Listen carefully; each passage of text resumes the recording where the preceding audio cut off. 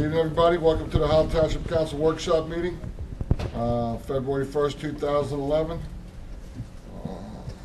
I call the meeting to order.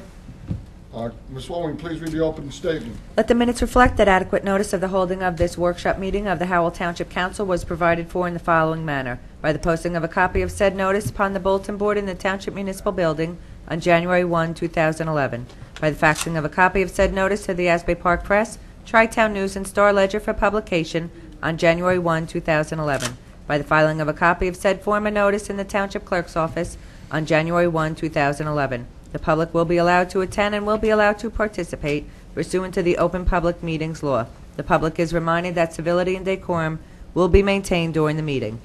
Any contracts awarded at this meeting or between now and the next meeting will be required to comply with the requirements of Public Law 1975, Chapter 127.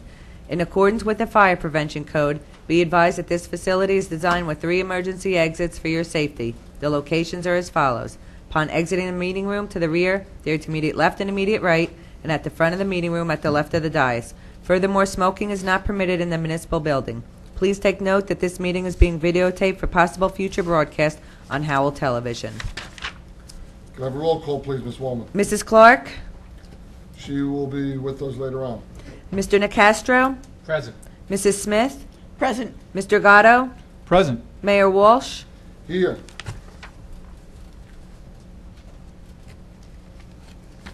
I believe we have reason to go into executive session, Ms. Slater. Yes, sir. Litigation, MD SAS versus the Township of Howell. Royal Tax Lien versus the Township of Howell. Potential litigation. Contract negotiations.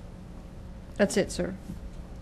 Ms. Wallman, will you please read the executive session resolution? Whereas the governing body of the Township of Howell is authorized pursuant to NJSA 10:4-12 to exclude the public from that portion of this meeting for purposes of discussing specific matters as permitted by NJSA 10:4-12. Whereas the governing body of the Township of Howell intends to discuss certain matters which are deemed confidential pursuant to NJSA 10:4-12. Whereas at this time the governing body of the Township of Howell cannot determine the time when the discussion to be held in executive session will be made public, but will disclose the minutes of executive session when the need for confidentiality no longer exists. Now therefore be it resolved by the governing body of the Township of Howell that this meeting shall be adjourned to an executive session, and the public will be excluded in order that the governing body of the Township of Howell may discuss the items previously listed, and upon reconvening the public meeting, the presiding officer will announce, if possible, the time when and the circumstances under which the discussion conducted in executive session will be disclosed to the public. Motion to go into executive session. Can I have a second? Second. Can I have a roll call, please, Ms. Wallman? Mr. Nicastro? Yes. Mrs. Smith? Yes. Mr. Gatto? Yes. Mayor Walsh? Yes. We'll reconvene approximately 7:30. That's till we start. Joel, please stand for the salute to the flag. Allegiance to the flag of the United States of America and to the republic for which it stands, one nation, under God, indivisible, with liberty and justice for all. Joel, please remain standing for one moment of silent observation. Our troops that are fighting all over this world for the freedoms we get to enjoy on a daily basis. Me personally, I'll be praying for their safe return to the homeland.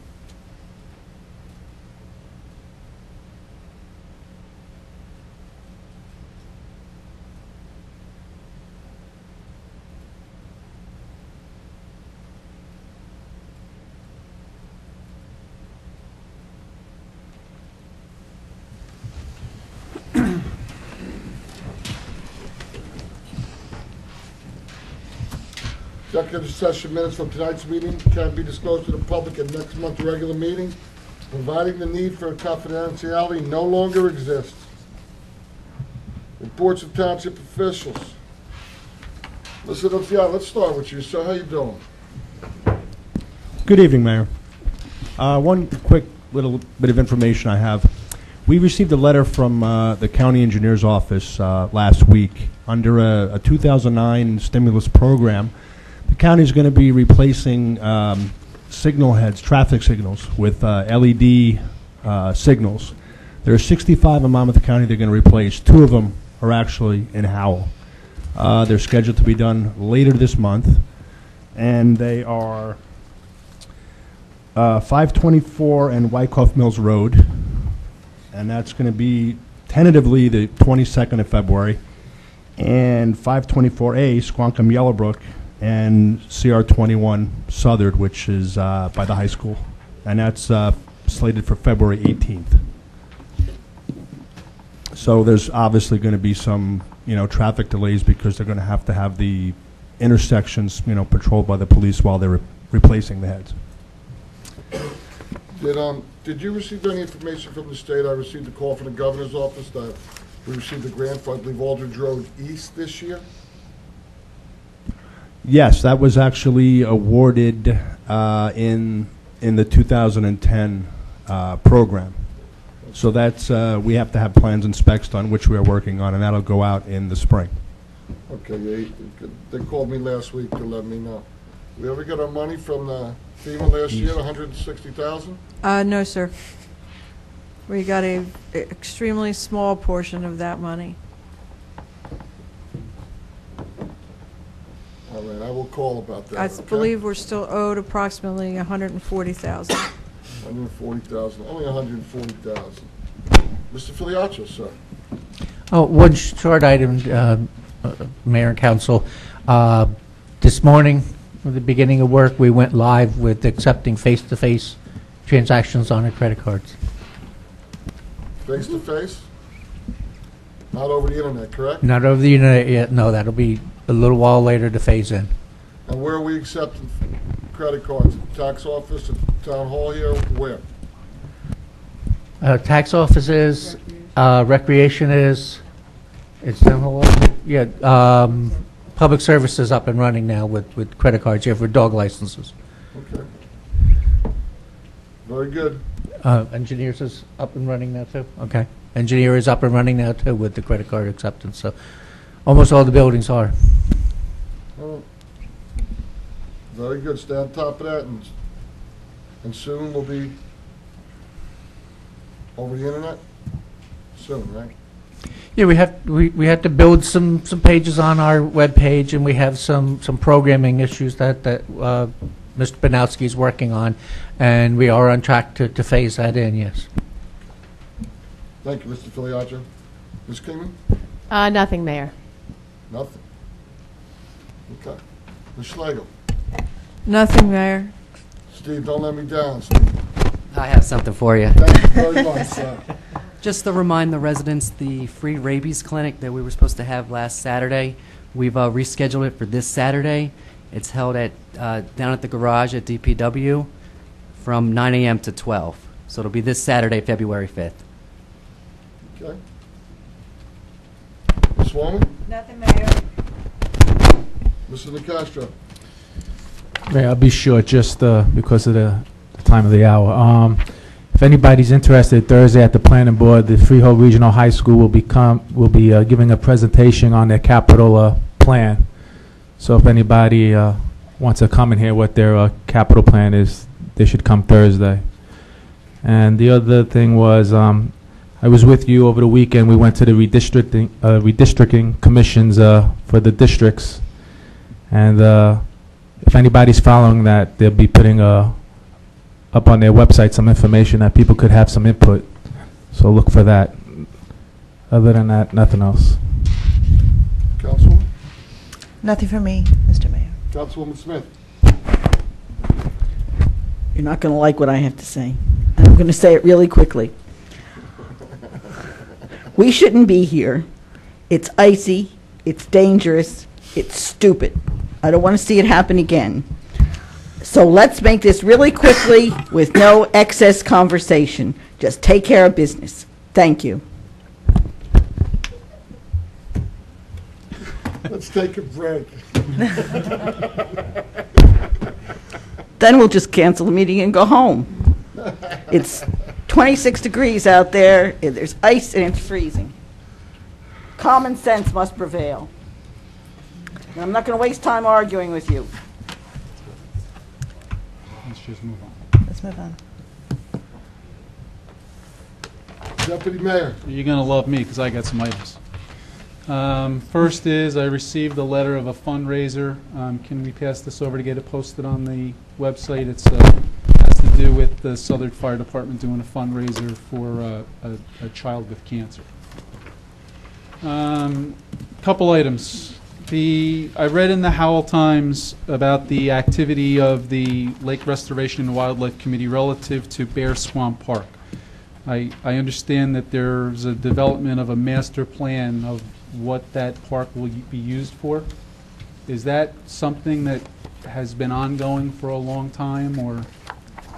We, the Lake Restoration Committee came to my office, I'm going to say about a year or so ago, requesting asking how to do a master plan, because instead of going outside to do the master plan, they were going to do it in-house.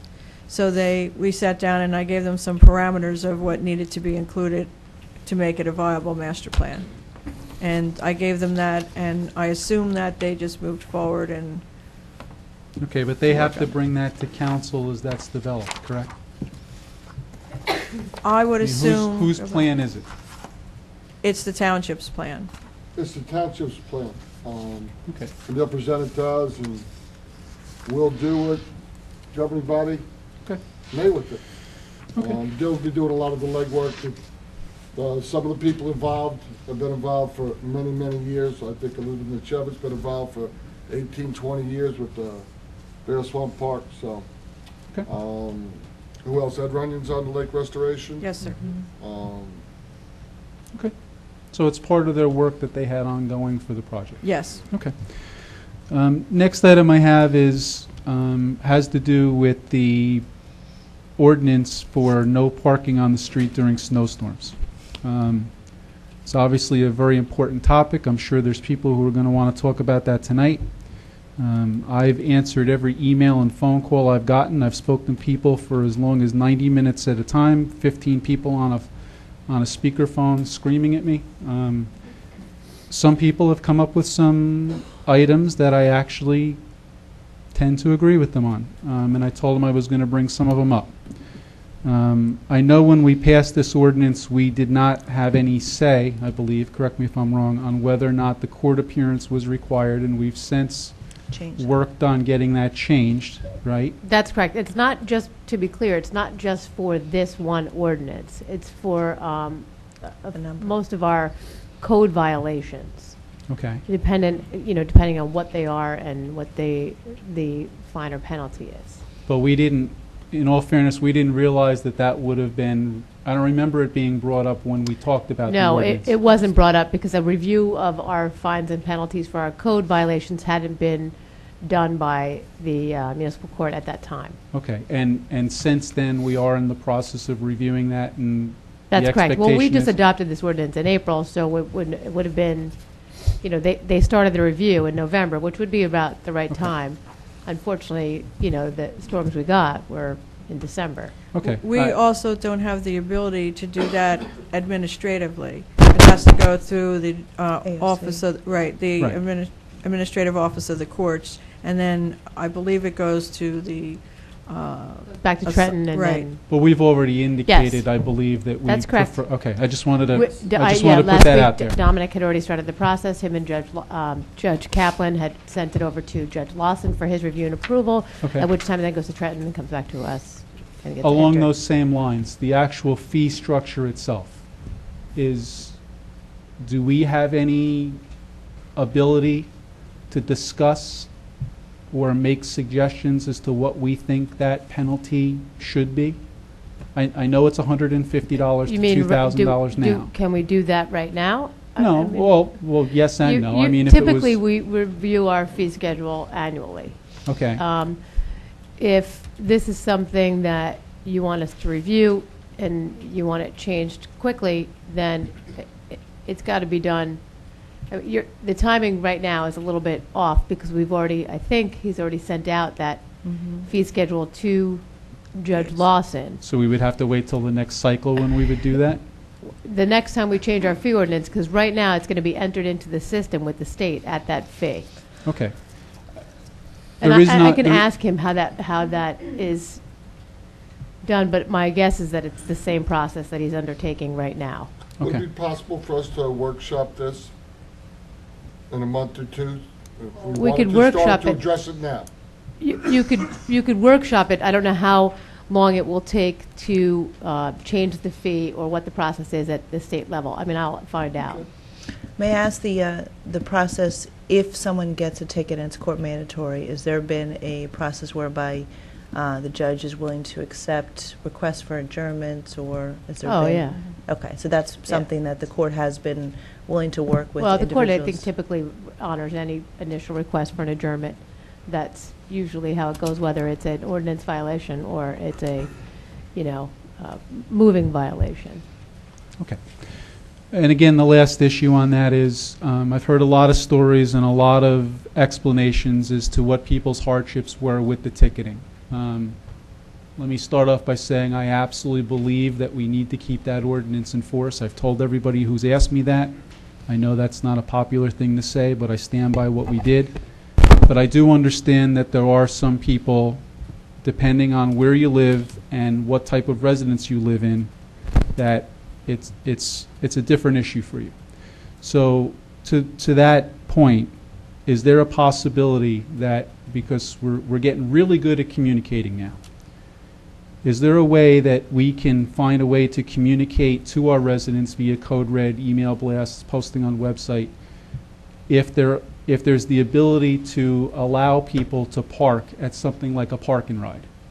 That if there is available spots there and we know that that has been cleared, that if they really do have an issue about getting their cars off the street because they don't have available space on their property, that could be an alternative for them. I don't see where that would be a problem at using the Aldridge Road park and ride, since that falls under our jurisdiction. Obviously, the other park and ride in North Howell does not fall under our jurisdiction, so we wouldn't be allowed to do that. But if that were the direction from the governing body to make that available to people that perhaps needed a place to put some cars, I don't really see where that would be a problem under under those circumstances. I absolutely think it's something we should investigate. We're not trying to generate revenue on this. We're trying to get cars off the street. And if there's something that we can do to help the people, I absolutely think we should be talking And about that. I think what we would have to do at that point is to come up with something clear cut. So in other words, it would say like without a permit or whatever, you could park there from 6 o'clock, let's just say like 6 o'clock Tuesday till whatever, when the During storm the ended. emergency. Or You're going to want to be sure that if you do that, you're not opening the floodgates to people that just don't feel like finding No. appropriate No, spot. no, So there's got to be some sort of there'd be a- mechanism in place for Absolutely. somebody to contact the Time township frames, absolutely. or whatever it is. Again, we're getting really good at communicating. Or so even if there really is a hardship, it's going to exist with or without the snow, and that parking issue will, whether it's I don't know. But the snow is the issue that's Well, creating. that's when they the- have to move their car. So Right. whatever hardship they have, they could contact us now. Right, For they'll the know snow. ahead of time, Right, and it's if, not a permit that would allow, Right, given the whatever that person. hardship isn't going to go away. Right. Okay. I just don't want to see people parking there arbitrarily because they can. And then the people who really need it are then, again, out of the box. All right, well. But yes is the answer to your question, Okay. that we could definitely do that. And the last issue, again, I'm sorry, but this is time sensitive, so I do need to bring it up, and it is the dog park. I need direction from the council on what to do here. The Rec Advisory Committee has done what we gave them authority to do. They've raised private funds. If you count the matching grant, they're at about $10,000. The committee feels that that is enough in order for them to be able to do a very scaled-down project for the dog park, fencing, benches, signs, etc. But it's never really been fully addressed as to the whole issue of the Easy Street issue, and I need to attempt to do that tonight because we have made a call to CME, who developed the plans for the dog park, and we asked them, since you did the development, you should be able to tell us what's required from a permit standpoint. And the only thing that really came back that they feel is absolutely necessary is for us to file for, and I probably need Mr. Nunziato's help on this, but a letter of determination And the recommendation was that because we're a municipal entity, that it's something that we should be doing as a general practice on property for these type of projects, to determine that we are within areas that are not sensitive, that we're not encroaching on buffers, et cetera, et cetera. It was described as not being a permit process, but a determination that the property was suitable for the project. If we agree that that's necessary, as a reminder, the matching grant expires in June of this year. So if we choose to get this permit, which I absolutely, not permit, this letter, which I absolutely do believe we need to do as a best practice for this project, then that would be something we would need to do now in order to be able to take advantage of the matching grant. The alternative is we collectively, right here, right now, tonight, say we are not going to do that, and we turn it back over to the manager. I've made a request for her to put together a list for me for other alternative sites in the township, on township land, and I bring that back to the next Rec Advisory Committee meeting, and we start all over, and hopefully we get it done before June and decide on a lot. But we really need the direction of the council to say yes or no if we're going to go through with this process for this letter, and if so, we're going to continue down the Easy Street Park.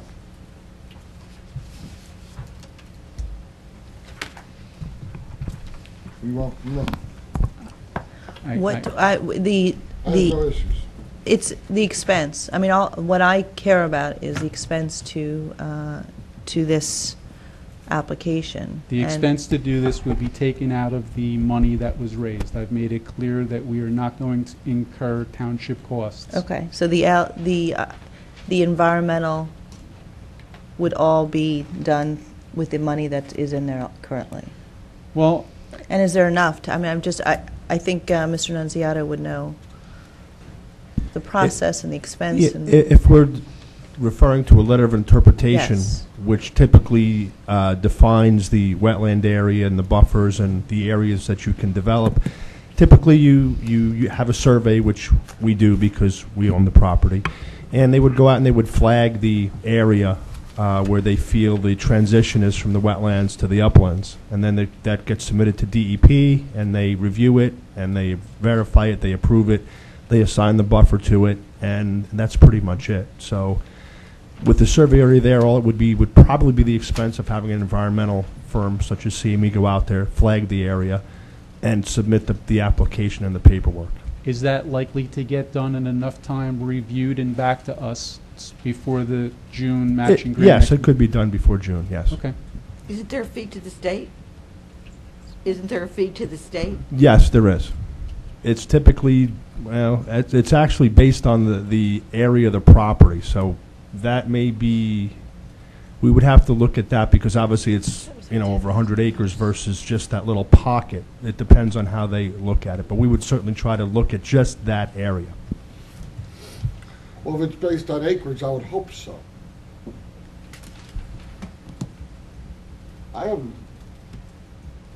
They think they have enough money between the match. I wish we had a matching grant for something else that might have been more beneficial. I mean, if we're only gonna use that much, but, it is what it is. What about the offer of the Lake Restoration Wildlife Committee to help them find what goes on there and what properties are available? I think that we still need to know some things before we can make a decision. Well, and I agree, but today, we have not made a policy decision that we would not do it on Easy Street. And if that's the choice of the governing body, then that's what I bring back, and we do exactly what you say. But not only has this, it's gone on for a long period of time. We tasked the committee to raise private funds. They've done that. We've extended a matching grant. They asked us to extend a matching grant. We've done that. And now, if we don't act now, we will lose that matching grant. That's a fact. So I still think that there are problems on the Easy Street site with the stream crossing, the buffers. I think it's a poor place to start with for such a thing. I'd like to see them go elsewhere. And I think we will find that place. Any other comments? Well, I need somebody to make a motion. We gotta make a call here on what we're gonna do. Well, I'll make a motion to that effect if we're ready for a motion, that we get the information and get other sites and present them to look for a more ideal site than the corner of Easy Street. Look for other sites. Anybody seconding that? Let me just be clear. Do we still want to find out what it's going to cost to do this letter of interpretation? Because if it's 5, 6, 7,000, then it becomes not even an issue anymore. So, would it be better to find out how much that's going to cost first, and then We're not going to have have the time to do alternatives? that. I honestly don't believe we're going to have the time to do that. Because if it's a high amount of money, it becomes moot. It doesn't even Right. matter anymore. Mr. And we need to know Nunziata, do you that. can you help us with that? Do you have an idea? When we were looking into the OEM building, we wanted to put it in on a different place. And when we asked for actually just a footprint of disturbance, because we only wanted a slight area, the DEB came back with, we thought was an excessive fee, and we said, that's crazy, we don't want to pay that. And that's where we wound up leasing a little piece off of LOP. So it has gone both ways, and I'm actually trying to pull up the plan for the dog park that's in the laptop here somewhere, just to see, if it's if there are multiple lots in the project, we may be able to do it that way. And again, it all depends on the reviewer, because we have done it. I normally don't do them. Normally the consultants do, but I have seen it go both ways.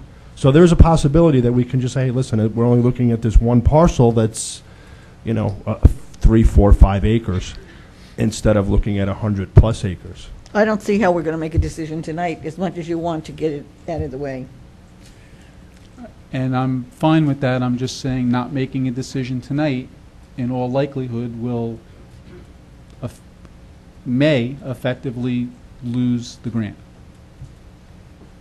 If we have a grant that's going to expire in June, and there's a process to do a LOI, and we don't decide that now, every 2 weeks we lose, it's a substantial period of time. Well, what about this suggestion?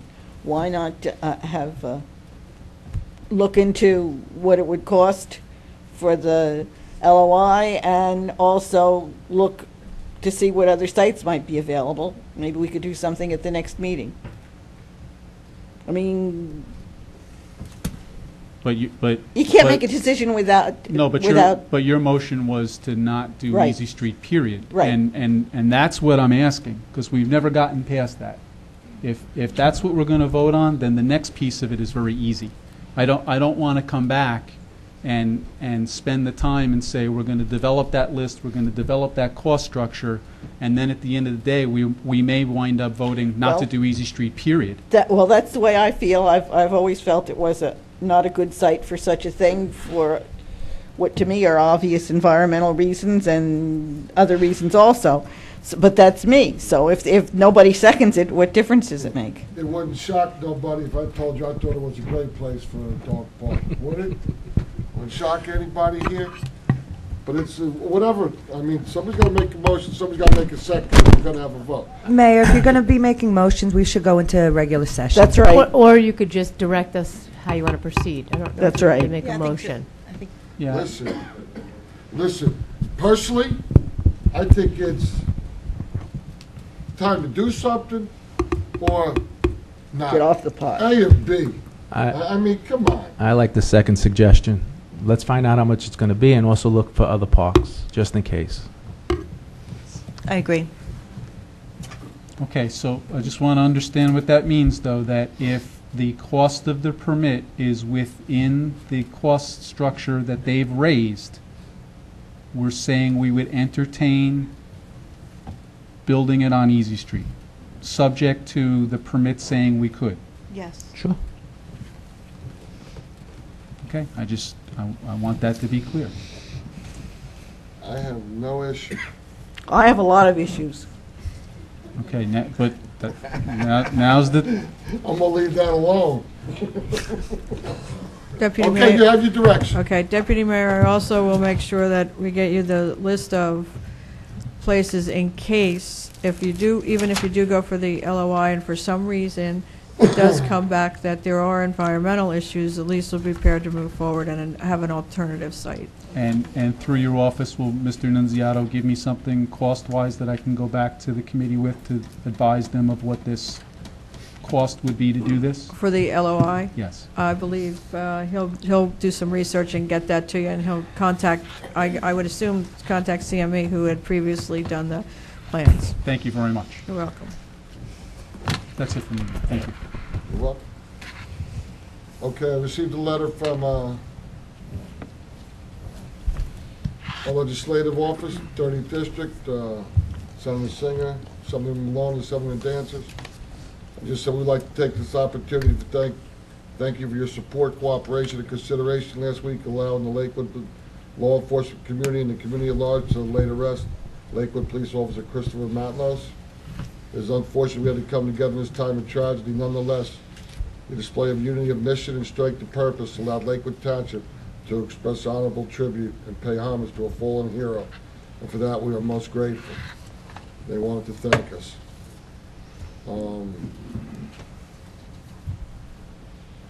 It's Read Across America Day, March 2nd, 2011. I need to read this proclamation.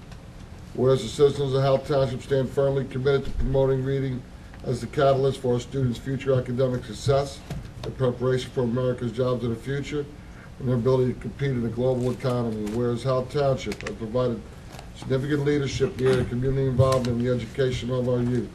Grounded in the principle that educational investment is the key to the community's well-being and long-term quality of life. And whereas the National Education Association's Read Across America, the national celebration of reading, will be conducted on March 2nd, 2011, which would have been the 107th birthday of Theodore Seuss Geisel, better known as Dr. Seuss. Whereas Read Across America, New Jersey is being conducted statewide by the New Jersey Education Association in partnership with the New Jersey State League of Municipalities, the New Jersey Library Association, and their local affiliates across the state to promote reading and adult involvement in the education of our community students. Now therefore be resolved that I, Robert F. Walsh, Mayor of the Township of Howell, call on the citizens of Howell Township to ensure that every child is in a safe place reading together with a caring adult on March 2nd, 2011. Be further resolved that the Howell Township enthusiastically endorses NAA's Read Across America and Read Across America, New Jersey, and commits our community to engage in programs and activities to make America's children the best readers in the world. It's signed by me, Robert F. Walsh. The signature's worth nothing except to Councilwoman Smith. She paid a little bit for this. Where?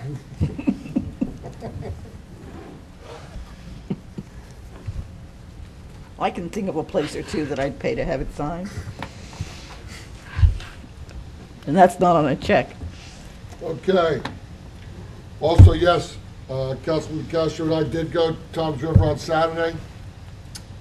One of the most important things that could be done, in my estimation, is if we were put back into a Senate and Assembly district in Monmouth County. Being the second largest town in Monmouth County, and being in an Assembly and Senate district that encompasses Mercer County, Burlington County, Ocean County, and I believe one town in Middlesex County. A lot of times the needs of this town do not coincide with the needs of those other counties. So I did speak. I will be going to Newark again in about a week to speak before them again after all the numbers come out February 5th.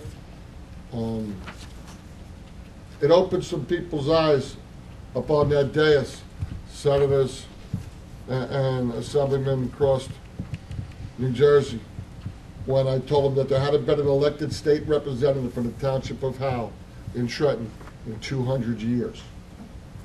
And it's not fair. I'm pretty passionate about this. I've made many, many phone calls over the last 6 months. It's been one thing that whenever I run into anybody personally, I've addressed it with them, and I will be addressing it with the governor in about a week and a half at a meeting with him. And I will be up in Newark again in about a week. And I just think it's a very important thing that can happen for Howell Township. It only happens once every 10 years to redistricting. And Just to make you feel good, I agree with you. Councilwoman Smith, how about you just made my day? If I have confirmation from her, folks, you know I'm on the right page tonight. So, I will be going. It's something I never really understood that much till I was involved in government. But I understand it now. I understand it fully. The second largest town in Monmouth County should be in the Senate and Assembly District in Monmouth County. So, we've spoken about the governing body. They've given me permission to go and do whatever I have to do to try to see that it happens. And it'd be a great thing for Howell Township if it did. So, all right. Where are we tonight? We have a little bit of work to do. Right now, do we have to go into public comment on consent agenda?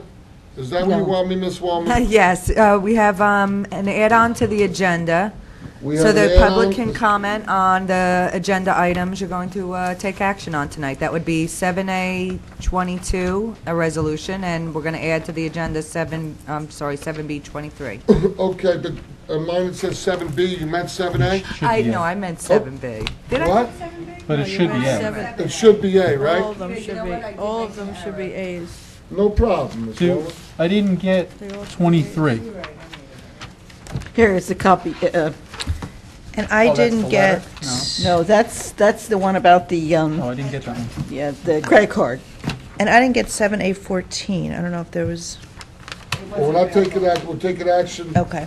okay, we're taking action on, 7823, Mayor, that's the resolution that requires, it has to be adopted by the governing body to authorize us to utilize the use of credit card payments face-to-face and online. More so online than face-to-face, but okay. let's just do them all at one time. And the other one is the transfer of funds for the Yeah, I have it. Well, you're going to snow public first, right? removal trust. Let's go to public. And, all right, at this time, I'd like to open the meeting to the public. If anybody would like to talk about what we are taking action on? About these? About these? Okay, going once? Make a motion, we go into regular session. Second, Have a roll call, please. Mrs. Clark? Yes. Mr. Nacastro? Yes. Mrs. Smith? Yes. Mr. Gatto? Yes. Mayor Walsh? Yes. Also, I'm sorry, I should have included the add-on in that addition, in that motion. The add-on of A23, if I can Okay. modify that. and I'd like to make a motion to move those. Can I just ask for an explanation on 22? Just make sure I understand what this is. This is transfers from other line items to Yes. provide additional funds into the snow removal trust? That's correct. These are 2010 budget items. Okay. Any bad things we need to know here with these removals of funds? Some of them are pretty substantial. No, they're all available funds, because, you know, we're done expending, except for maybe a few late bills or anything. Most of it's salary and wage. There are a few other items there, and more salary and wages are paid and everything. So, you know, this is a matter of beefing up our badly depleted snow emergency fund. The December storm was approximately $675,000 in cost to the township. We have applied to FEMA, but I do not believe that the president has yet declared that, so we're not sure that we'll recover those funds, but we are hopeful that he will. It's just that he hasn't done it yet, but If everyone's ready, I'll second Mrs. Clark's Thank you. motion. Have a roll call, please, Ms. Wallman. Mrs. Clark? Yes. Mr. Nacastro? Yes. Mrs. Smith? Yes. Mr. Gatto? Yes. Mayor Walsh? Yes.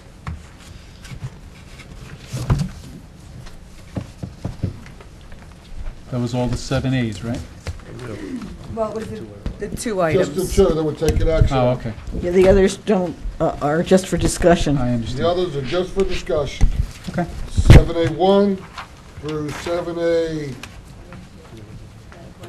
2021, and we're removing 7A7. No, that one's a B. Oh, 7B, I don't know whether the A's or B's, you know? Okay, does anybody have anything they'd like to discuss with 7A1 through 21? Let's start there. I have 14 if nobody has something before that. Well, let's just go right to 14. That's Go. the contract for removal and disposal of recyclables.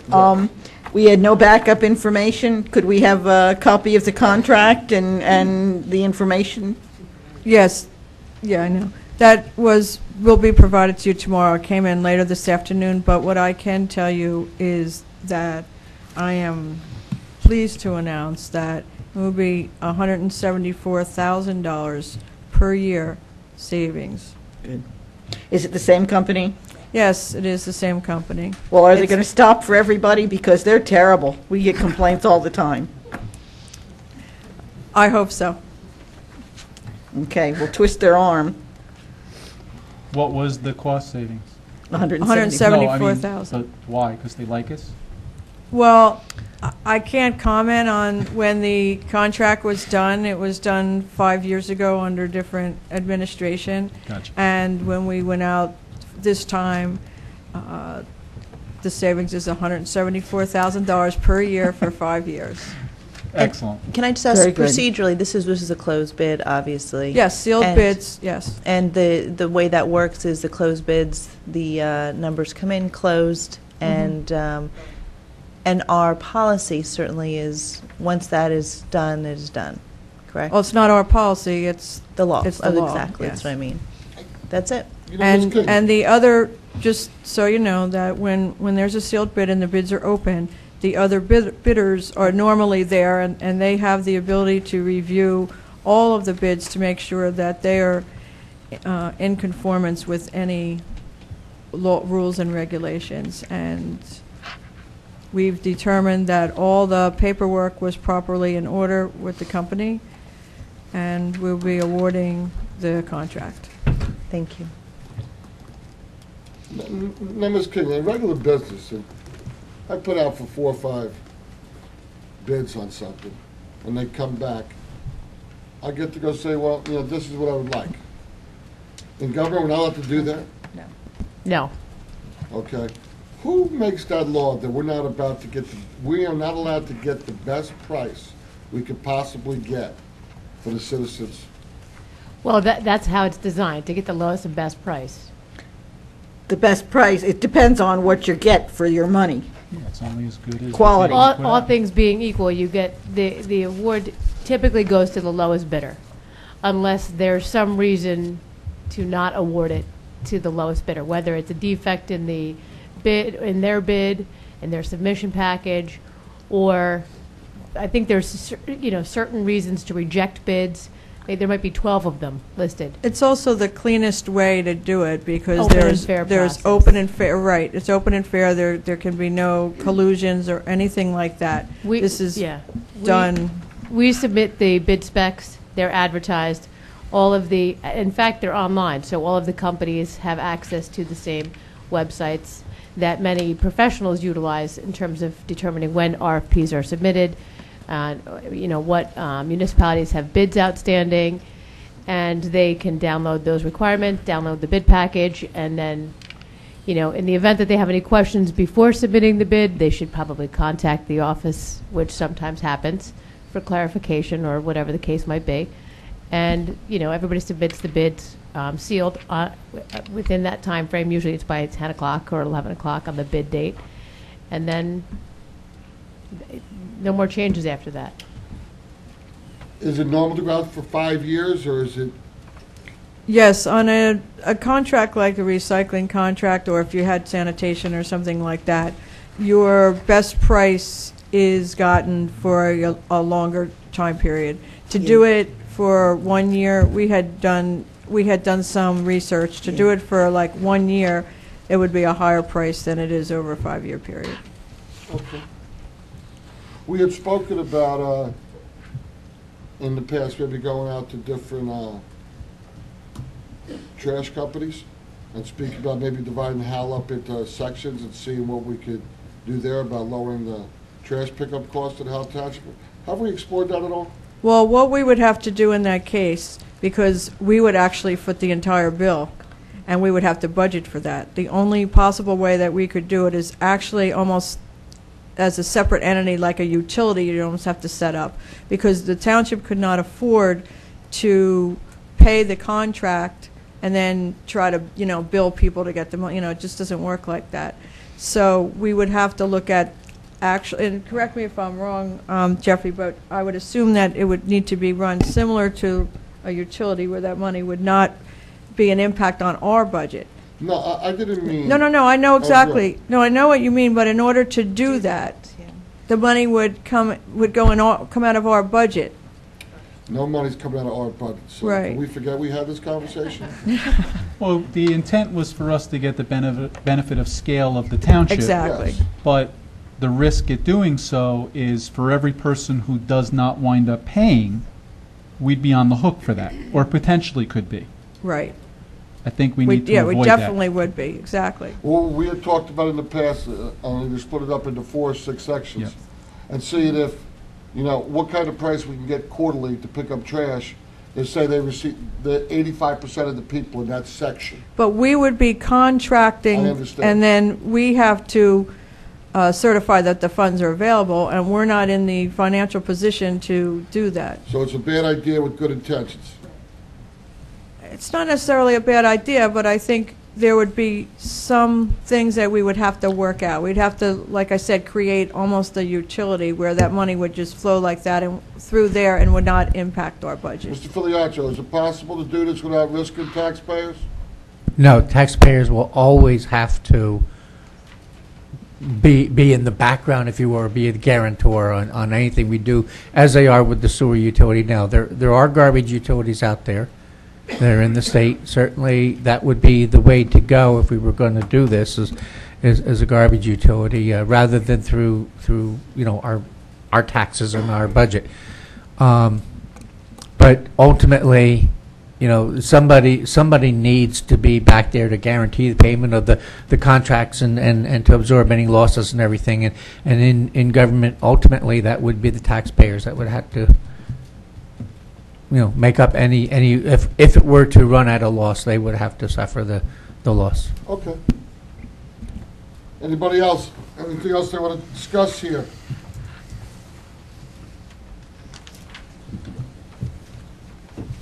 All right, so we're done then? Just a brief couple seconds on 7A15. I think I know what that's about, but Sure.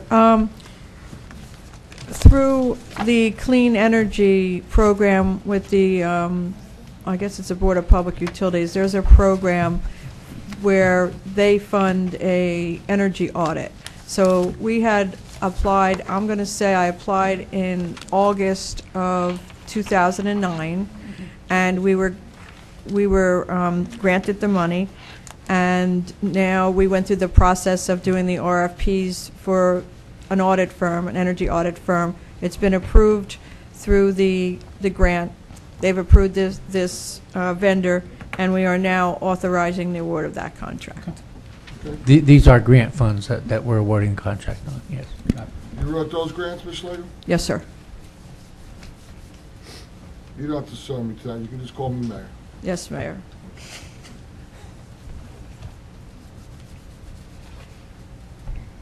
Okay, so we're done with 7A1 through 21. Nothing else? Okay.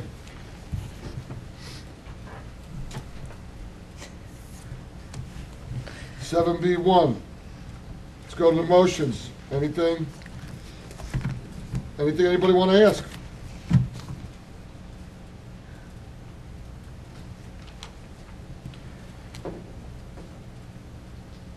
The motion 7B7, that has been withdrawn, is that Removed. correct? So we're removing that from our, Yeah, we got a a letter rescinding it, which is good news. rescinding the rescindment. Okay. And and just on 7B8, we have a name that's submitted for the advisory. If the councils wanted to take action on 7B8, that would be fine. There are applications under 7B8, should they want to approve the resignations and make appointments to fill those vacancies. I have no issue. Anybody want to make a motion? Well, let's go and approve the 7Bs and then open that up under non-workshop, right? We don't have to approve the 7Bs, right? Don't have Yeah. Okay, No, we don't have to approve nothing. okay. That's on for next meeting. Yeah? So 7B8, you want to put them on now? Well, if we're not taking action on 7B8, can we, We can take action on it now. Or you can, either that, or you can do it at the next meeting. This is really up to you. This is just to show you right, for the workshop meeting if you have any questions or anything. so let's prepare I think we have to prepare the name for next meeting then. I'm fine I Yes. have with no that. issue. Either way. Yeah, let's do that. Why don't you contact them, tell them they can go to the meeting and just look in. All right, discussion. 7C1, wastewater management plan, MAC Athletic Center. Town council discussed MAC request for support of its inclusion of the upper portion. Are we going to let some What? citizens go, or maybe open it to public comment? We're going to wait till the Yeah, I end? was going to suggest that actually. I- Would you mind making a switch to the agenda, being that we're in workshop, for the benefit of the residents to take care of their open comments first before we... I suspect that many of these residents are here for a particular topic and... Then they can All go right. home. And we want to Yeah, get our it's- yelling at over. Yeah, let's, And if they want to get home, I Where's the just list? thought with the snow and everything. There's no one on the list, Mayor. There's no one on the list. Okay.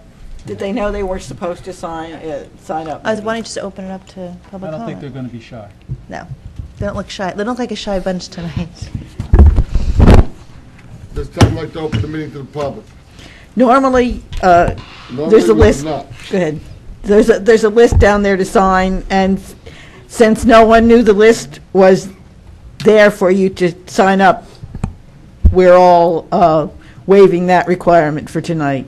Okay, if anybody would like to speak about something that we are not going to be discussing, I'd like you to come up now. Come on up. Anything. Come on up. Anything. Yeah, Come as on long as up. now we're going to discuss. If you have a question, if you have a complaint, Okay. if you have Come on up. want help, All right, hold on. you have to come up. Oh, yeah, come here. Can I just ask one thing, though? We're doing what we can to move this up so that we can get you out of here, because we understand that it's a pretty nasty night out. I suspect that a lot of people are probably going to have a lot of the same items to say. If you're hope you're happy with our answers. If you're not, please come up and tell us that too. But to avoid the repetition, if you could, maybe understand that we're probably going to address many of these same things multiple times, to maybe speed that up due to the conditions outside tonight. And also just 5 minutes, right, Yeah, Mr. try to- Mayor? It's a 5-minute requirement. Put Just keep it to everybody- 5 minutes. I appreciate there's some new faces in the crowd. I'm glad you're here. I mean, we're up here to serve the citizens of Howell Township. Okay? Start with your name and address on record, please. Hold on, Councilwoman. Thought you forgot. Okay, really. Say whatever you need, okay? And we may not address you. It may be something we have to, but look, state your name and address, please, for the record, and you have to speak into the mic so we can pick it up, okay? Christine Infuso, address 61 Scenic Drive in Howell. Okay, first, thank you for letting me talk, and especially thank you to Bill, if I may, because you told me I Okay, could. all right. Oh, Mr. Come here. Gatto. Bring the mic It's got to be towards really you. close, yeah. The mic Like has to that? be towards you so it picks it up and you can. Okay. Perfect. We spoke in great length, Yes, we did. 2 days in a row, and you answered all of my emails, and I do appreciate that. That row is Scenic Drive, just so that you know. I think I recognize the faces. Yes, and many of them were at my house the day that you had the bombardment, because we all woke up to tickets on our cars. Now, while we slept, it snowed. We weren't supposed to get snow for 12 hours.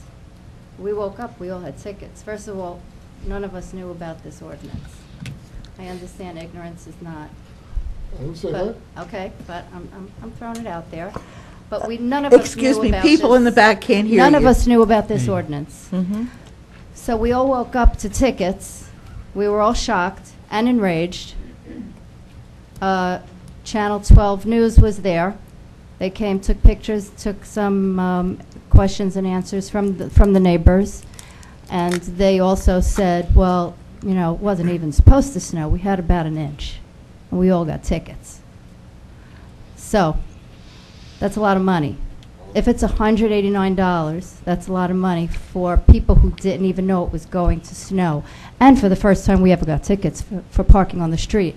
Now, I heard you say, you know, that parking area on Aldrich. However, these are 3 and 4 bedroom homes. Most of us have more than 2 cars because we have more than, you know, 2 people living in the home. We have children who are of age and they drive. They all go to work. If we park on Aldrich Road, who's going to take us back and forth to this parking lot? Why not do alternate side of the street parking, first of all? If they can do that in the city, where it's major, how could you not be able to do this in a small community?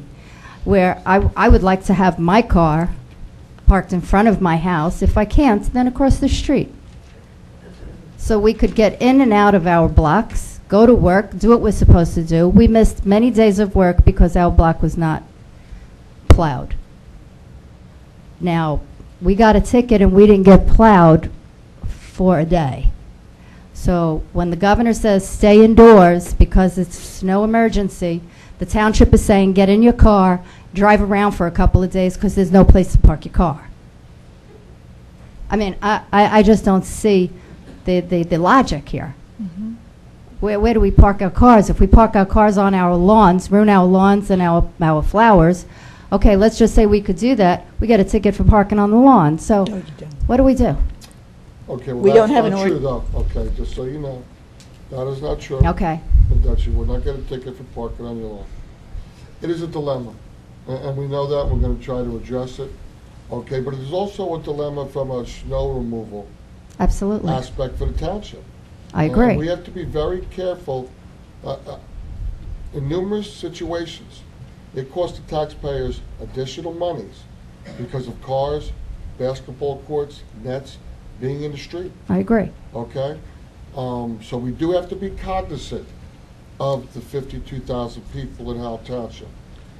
I do understand, I've been on the street numerous times, okay? And I do understand the uniqueness of it. And I'm not saying that that may not be a solution.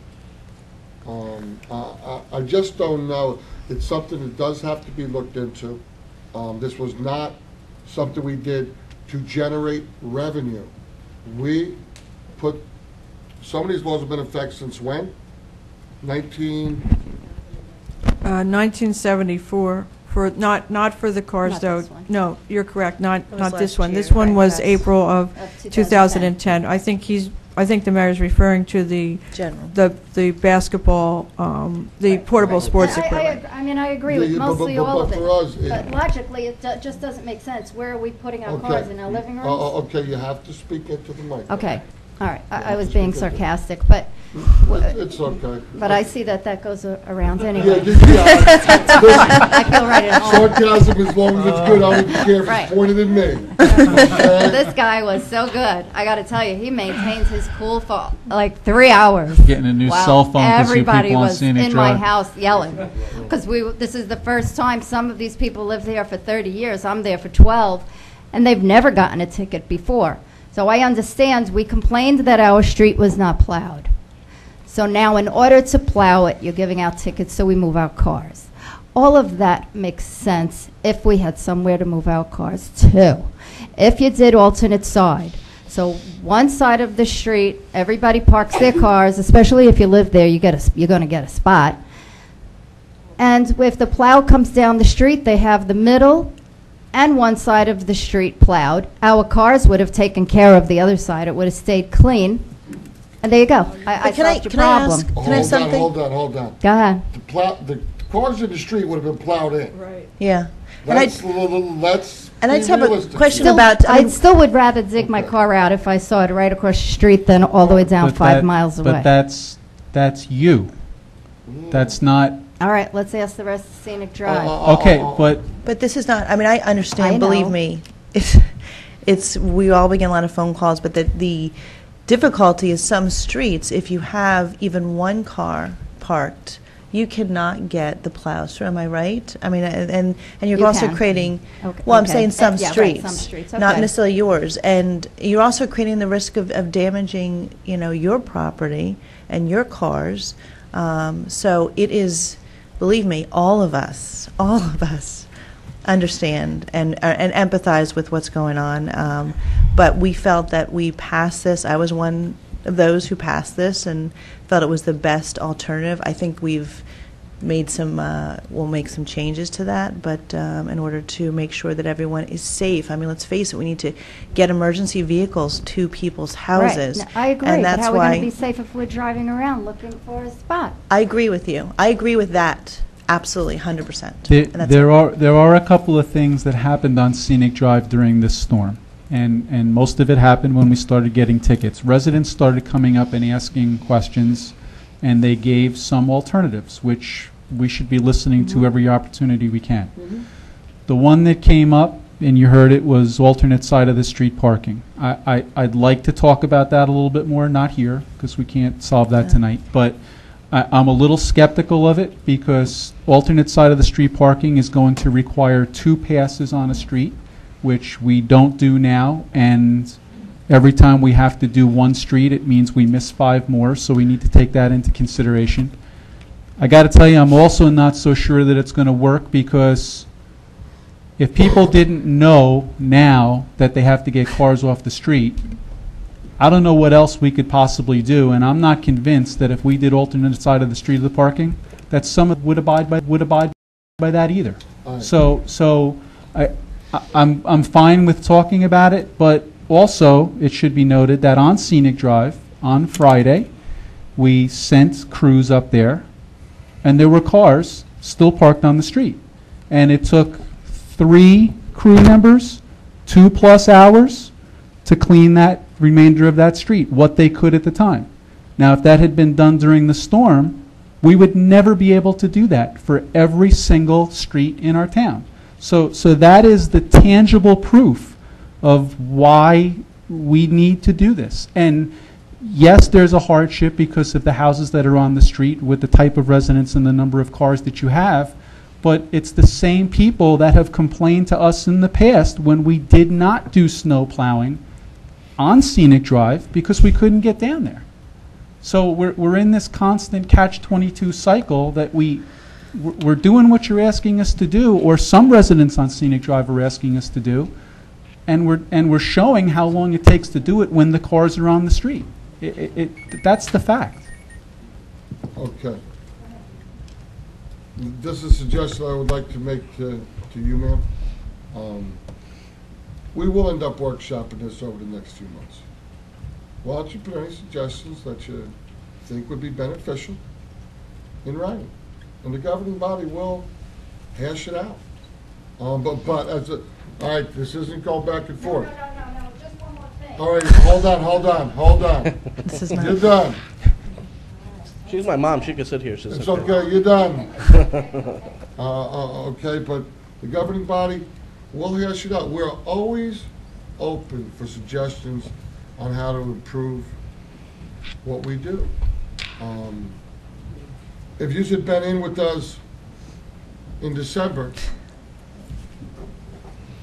seeing all the phone calls of people complaining about cars being on the street and then not being able to get out, or a plow could only go down one lane. People were pretty indignant about it. It's not a, we have to make laws that are beneficial to everybody. And it's an issue, and it's one we will vet it out and try to come up and put anything you can that would be beneficial, that you think would work, in writing to us. And when we go after this again, which we will, we'll include Scenic Drive and the uniqueness of what you say into our conversation. With that being said, we can't rehash this all tonight. So if you'd like to make a statement, make a statement, but please put your suggestions in writing. And it will be announced when we have the meeting. You're more than welcome to come when we discuss it and workshop it. And we'll go from there. Sir, your name and address, please, for the record. Damian Fuso, 61 Scenic Drive. I think part of the problem with this last storm with the tickets, I don't think most of us have a problem with the ordinance. It's basically the fact that there was a half an inch on the ground when that cop came around to issue tickets. I don't know that. And, well, we know that. We took pictures when the cop was out there. I mean, it would basically just started snowing at that point. And we were told there was supposed to be rain that previous night. And I know that it keeps going back to the previous storm that we had a lot of complaints from our street. Our street was blocked in by a van on one end that got stuck during the middle of the storm, and cars on the other end that were trying to get out because our street was never plowed until there was already 8 inches. If they even tried to come, it wasn't when it first started that storm, because that's why the people started getting stuck in the middle of the road. Sir, just mild knowledge. Was anybody ticketed on your block in On that December? day, no. Nobody? Not that I know of, anyway. I know, first of all, most of the people that are here tonight move their cars every single storm. Okay, I mean, there are a couple bad eggs at the end of the road that I know for a fact that don't move their cars. Their cars are snowed in all the time, and that's fine. Those people deserve tickets, but we never got a warning. I mean, I think that's the biggest thing for us is, I mean, there should have been some kind of warning that the snowplows are coming, and most of the people would have went out for a drive for an hour or two, or gone to the grocery store, or parked on their lawns or whatever to let the plows through. But we had no warning. We didn't even know it was supposed to snow until later that night, and we wake up to tickets and a cop out there was basically not nice to my mom, but it just wasn't. Some tells me your mom gave me an earful. I'm sure she did. I'm proud of her. But I like to see you sticking up for your mom. Yeah. That is really nice. Yeah, I like she doesn't that seem real reserved. Not at all. Okay, listen, I hear. Okay, anything else? That's it. Sir, name and address, please, for the record. Yes, my name is Carl Minnie, 22 Jennifer Drive in Howell. Yes, good evening, and thank you for letting me speak. Basically, I believe most of the people here are here because of the tickets they received either in the previous storm or the storm on the January 12th. I received one on the 12th, and basically, I think the key focus here is the failure properly to communicate, which Deputy Mayor Gatto says we're communicating better now, and I really appreciate that because I think that's the key why most of us are here. Most of us were ignorant of the law that was passed in April. It was 8 months prior to the first event, and I believe if the proper thing to do, and we can better this on the next round, is when you have the code red, which not everyone has signed up for. I believe it may be just a notation of that the ordinance was changed and that there will be fines levied out the amount of $189.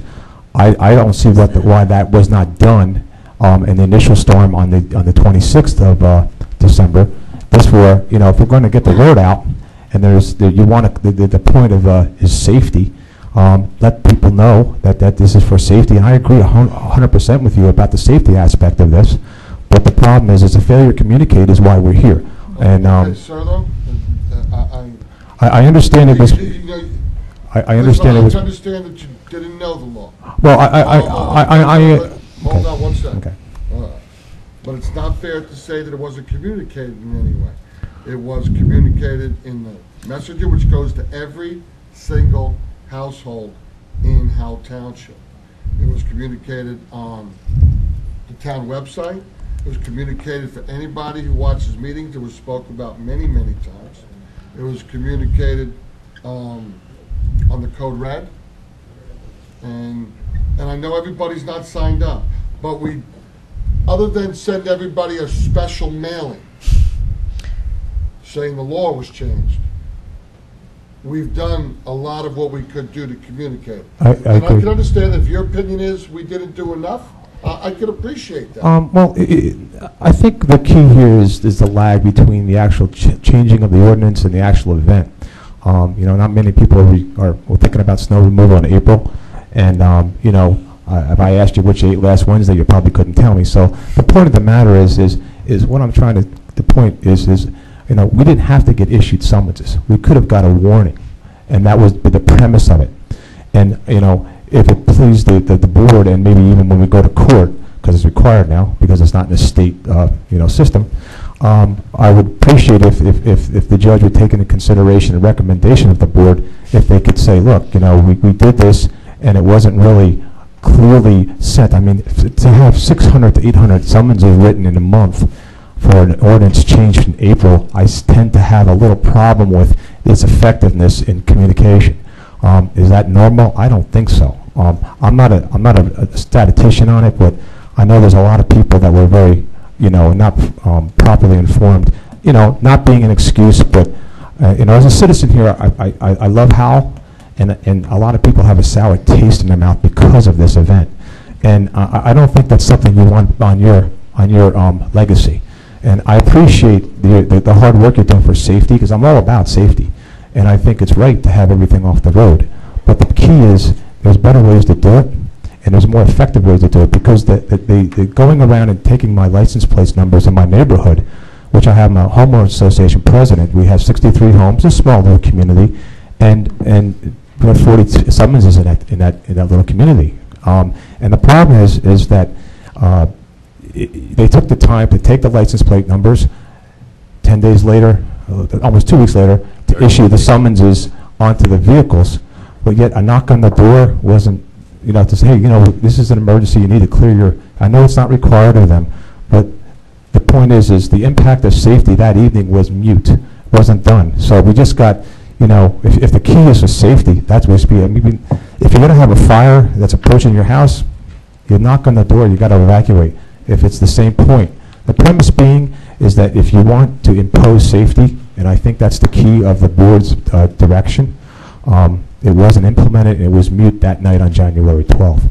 And I think that's something that should be taken into consideration for first-time offenders. A warning would have been more neighborly and community-like rather than a $189 fee. And that's just my comments, and I hope that the board will take that into consideration when they look at this legislation that was written, very vague, very arbitrary, and gives a lot of discretion to the judge on the actual levy of the fines. I think there's better ways to do it, like everything else, and I think you got the ire of the community and the attention of a lot of people. Mayor, it's been 5 minutes. Okay, thank you. Thank you, sir. Thank you, sir. So, name and address, please, for the record. Yeah, my name is Albert P. Spiza, 29 Melissa Lane in Howell. Come from the same neighborhood as Carl, who just spoke, and I agree with him wholeheartedly, so I'm not even going to go with that fact. Fact that we all work. This year I retired. I was home. I do a lot of other business and so on and so forth. And quite honestly, ordinance and stuff like that are not on my agenda every day to go looking them up and reading them. Okay? I don't have a problem with the ordinance if it's a main roadway, if it needs to be cleaned, you need to get the cars off that, you need to get the plows out of the way. I have a problem with residential inside, away from main roads, wide streets that we have in our community, number one. And number two, we got the cars off the street. I got most of them off on the main storm, not because of the ordinance, is because we get plowed in and we try to put the cars somewhere where the plow is not going to go. So I have a side of my house that comes on Jennifer. Nobody ever parks there. There's 10 feet of snow away from the curb. Now, if you're going to plow, and I plowed for the Transit Authority for 29 years in New York City. If you're going to plow up to the curb. If you don't have a car there, you're going to plow up to the curb. I got 10 feet away from the curb. You go there now to my house, and you'll see 10 feet of snow. You see the snow on the drain, all backed up on the corner, my corner, my neighbor's corner across the street. The plow even broke the sewer cover, the backing of the sewer, when he went in there real close. They pile up the snow there. There's no place for the water to go. So if it's the plows that are complaining that the cars are in the way, you know, I think they should take a look at the idea how they're going about and plow. And as far as the 12th is concerned, by the time I got up 8 o'clock in the morning, my street was wet. There was no snow.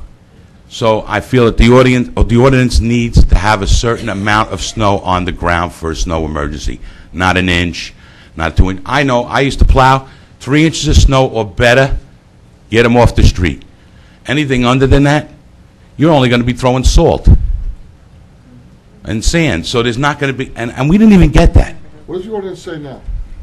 The ordinance says snow accumulation, and I do agree with what you're saying, that we do not plow, just for the record, we do not plow until 3 inches. Well, then you shouldn't be getting a ticket until 3 inches. Right, but Because that snowfall was .21 The of an inch. reason, I think the reason being, I'm just trying to be logical here. I think You the know, reason- my woman over here, councilwoman, she's right with common sense. She said, come in here, we shouldn't be here. I'm applying common sense to this, and I'm a plow guy. I used to plow. I drove a bus, 29 years in New York City, Transit Authority. I drove their plow every snowstorm. I'm not unfamiliar with this. I know how to turn the plow, so that when I go down a block and there's no cars on the other side of the street, there's no houses there, plow it to that side. Why are you going to plow the people's cars in? Well, the good news is that you're here, and a lot of people are here, and this is what makes us all better. This is what makes us do our job better, and it's very important, so we do appreciate You know, it. I understand that, and but when that... it's snowing, I think the reason is, just so you understand, I think what happened originally when the ordinance was done is that unfortunately we're 64 square miles and 480 lane miles of roads, so we're a very large community. And I think that when the reason that it was originally put in at snow accumulation is that by the time it would get to the 3 inches, it would be to, 7 inch, for us to get around town. So I think that was really the thought process on the, but as the governing body, I think is saying, is that they're going to look at it again, and all your suggestions will be well taken. I appreciate that. I really do. Okay. I'll be all for you. I got 2 cars that got ticketed, and then I'm looking at close to $400, and I'm retired, and I'm on a fixed income, and with the economy today, and the kids don't have good jobs enough to support this, I got to pay for this. And I feel, and I moved here to Howell instead of going out to Long Island, Suffolk County, Long Island, because I didn't want to deal with that bureaucratic over there. And we're happy you did. I came over here, okay? And my brother told me on the phone the other day, he says, you ought to tell him about what happens over here. I said, I don't want to tell him what happens over here. I just don't want it to happen over here. Because I came here. That's a good point. Listen, I think some of what you said were intelligent solutions to what we've done, okay? And yeah, I'm accountable. We passed this law last year.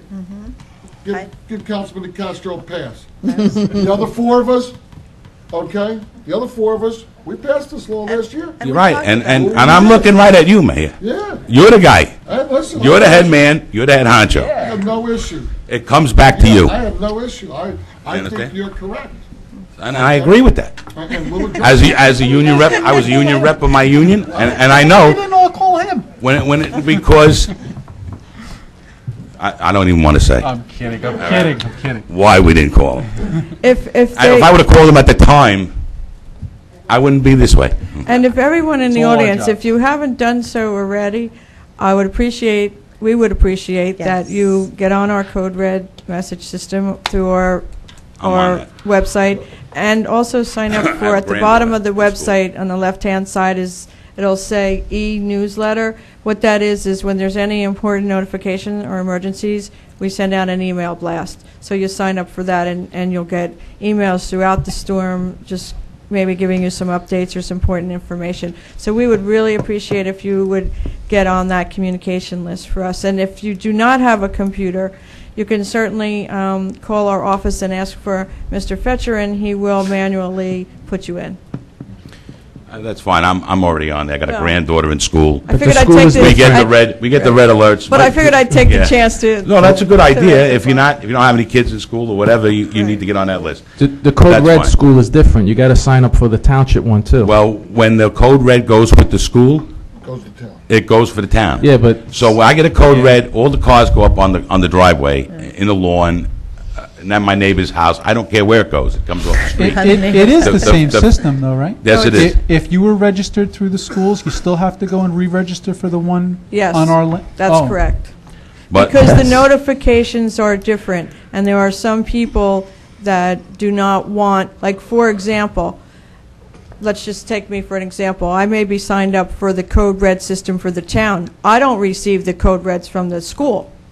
It's two separate systems. You don't get So the it's delayed- important... You don't get a delayed school open. That's a... You don't get the delayed No, I school don't want to be You- called you- at 4 that's- o'clock you- to know you know school's what? delayed. I That's, delayed school, and I get all the cars off the street. That's So the way it works. it's just important But- for people to know that even if you are signed up for Code Red through the Board of Education, that is not the same as being signed up for the Code Red for the a big township. deal. So it's important that you make that distinction and that we sign up, that Could you you, sign up for could you both. banner that on the website? course. Because I'll bet you a lot of people don't know that. That would be nice. Absolutely. The only thing I want to finish up and say, the plowing, as far as safety-wise and everything else, the plowing is atrocious. And in our community, they come through, they make one lane wide, they plow all to the right, and everybody that's digging out has to dig out 3 or 4 times. And then where there's no cars, it's still 10 feet out in the street. I can't see that. We have a lake in our community. They could take the snow and push it all up into the lake, and it doesn't have to go into the corners, onto the sewage systems and stuff like that, where this water's supposed to drain. And I think Stormwater I can imagine the DEP, what they would say if I told them that we were plowing the snow into the lake. yeah, but that's is fresh New York water, City. and No, it's freshwater lake. No, but I'm telling you, and we have the head of the chairman of the they can't- environmental commission here, and he's looking at me like. You can't with plow that. it on top of the sewer system and leave the sewers clogged with snow, because the water has no place to go. I have a question for We you, dig it though. out, and then they plow it back. I have again. a serious question, like no kidding Yeah. around. You say that you're retired and you're very knowledgeable about plowing. Yeah. We are more than willing to. We only have 35 trucks for 480 lane miles. 19 of them are large. Right. 16 of them are small. Right. And we are always, and our guys, work round the clock, but we have regulations as to how many hours they can work and they're off. So what we do is we hire seasonal.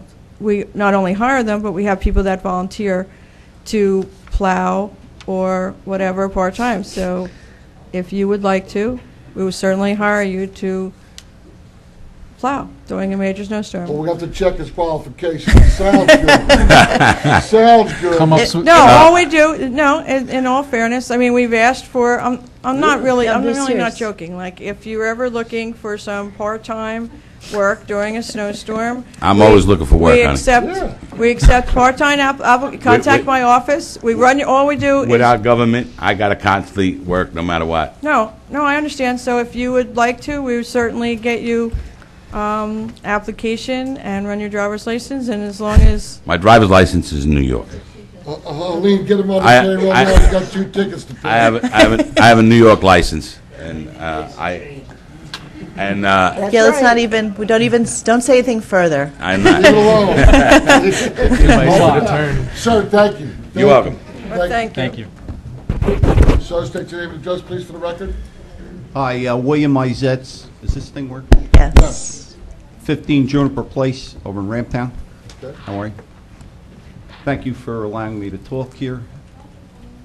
I moved my family down here in 1994 from North Jersey. I'm sure most of us here are transplants either from North Jersey or from the New York area.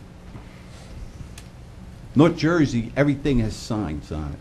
Whether you can't park here, snow covered, whatever, everything is signs. I moved down here since '94. I never had an issue with the parking until the summons I got a week ago Wednesday in the mail for January 8th. There was no notification on this. I knew absolutely nothing about this ordinance that was passed or amended on April 27th of last year. You talk about code red, I'm not on any of that. That little newspaper that gets tossed in front of the house, it gets tossed right in the garbage. There's never anything in there. The message That's comes really- through the mail. It's not a newspaper. It's a notification of, Helene? Well, I can tell you, I never got anything in the mail. And all the people in my area are in the same boat I am. Nobody knew about this. If they did, we would get, I believe, look, everybody here, I think, is agreeing that for a safety issue, absolutely. But nobody even knew about this. We all got tickets. You know, again, it creates a big problem. It creates a lot of anger here. So I think everything's really that had to be said is said. I know other people want to talk, but I appreciate you giving me my time here.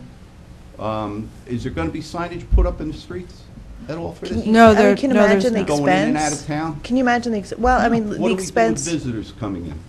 Somebody that's coming over to somebody's house to spend the night. it's like with any law. I mean, It's not a law, it's a township ordinance. well, That's that a is a law. That's a law. law. That's a law in the town. And, you know, I have to say, I believe me, we all understand your frustration, but on our side of it is we've had public meetings, multiple public meetings about this. We have communicated this every way that we felt we could to the public. So I don't know what more we could have done in terms of communication. Certainly now we know everybody in town unfortunately knows about it. But I do feel that given all of the work I know the manager has done with trying to communicate this and all the meetings we've had and all the specific things we've done, what else should we have done to communicate it? Should we have called everybody on the phone? Should we have sent letters to every house? That would have been a tremendous expense if we did that every time we passed a new ordinance. As you can see, tonight we have a number. So I understand your frustration, but when we're talking about our communication, I do think we did a number of things. An ordinance of that impact, what it created over these last two storms, could have been a warning. How would I we- understand. Could have been a warning to How the would we have residents. issued the warning? A written warning. A written warning. I've been in law enforcement for 32 years. We have warnings to give people. You don't have to give them a ticket, you can write them a warning. Well, that's How- not necessarily our, as you can imagine, I mean, that's not our call in terms of the decision of the code enforcement officer in doing his job.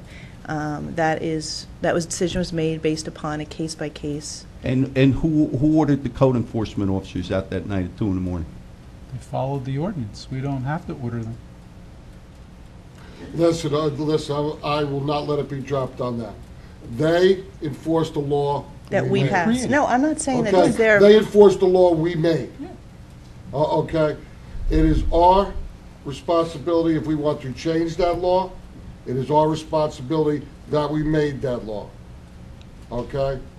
I take responsibility. I voted yes to that ordinance. I did. I believe now, after speaking with numerous people over the last couple of weeks, that it needs to be altered. Okay, it needs to be altered a little bit.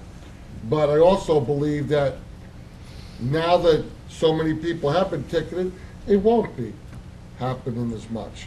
And we won't get 300-400 phone calls about cars in the middle of the street plowed in. Knowledge of the law doesn't mean the law will be followed. I'm sure we give out hundreds of speeding tickets a week, yet there's signs all over, and there's people that know that speeding's against the law, but there's still hundreds of speeding tickets given out a week. You're in law enforcement, you know that also. Knowledge of the law doesn't mean everyone's going to follow the law. I understand here that a lot of people really didn't know the law was in effect. So there's a little bit of a difference. But we're going to workshop this. I would say the consensus of the governing bodies will probably tweak it a little bit. I've had personal friends. I had a buddy of mine who's a sheriff get a ticket. My neighbor got a ticket. Mr. Mayor, I don't think anybody has a problem with the ordinance of the law. I think everybody has a problem with the notification that nobody was really aware of this, and that on this particular day, guess what? We're going to enforce it and issue a $185 ticket. So, what it cost us for that storm in December, and the amount of phone calls we had and complaints of people all over the streets, okay? Cars, I can't get around the car that's plowed in on my block. Deputy Mayor Gatto, Councilman Castro, Ms. Schlegel's on vacation. She was probably on the phone for 60 hours down at DPW that week. I was down there serving food. I wasn't taking phone calls. I'm not going to tell you I was. Many people were calling, complaining about the basketball nets in the street, the cars in the street. Okay? I mean, and I don't mean 1, 2, 3. I mean 15, 20 an hour. An hour. There were that many complaints More than that. coming in. Oh, yeah. Well, I'm just saying about cars, the basketball nets. There were other complaints about plowing, things like that. There were that many calls coming in. Sir, I understand that, but the fact is that really nobody knew about this ordinance here, especially in the Ramtown area. But, I'm sorry, but a lot of people did know about it, because cars did get moved, and plowing did improve. I understand that the most vocal people that are going to come out are the people who got summonses, and you're saying you didn't hear about it. But compared to the number of people who didn't get summonses, it's not even by a magnitude of 100. The majority of our residents, if we issued 700 tickets during 3 storms, there's thousands of people who complied with the law because they did know the law. It worked. I mean, I understand your situation when you said you didn't know, but that is an individual issue with you, and we understand that and respect that. But please, as a whole, the majority of our residents were made aware of this and followed the law. That's it? It's a fact. Okay. All right. We will adjust it again. We will workshop it in a couple months. And we may change it. I won't know till we workshop it then. I do believe I've heard some good suggestions tonight.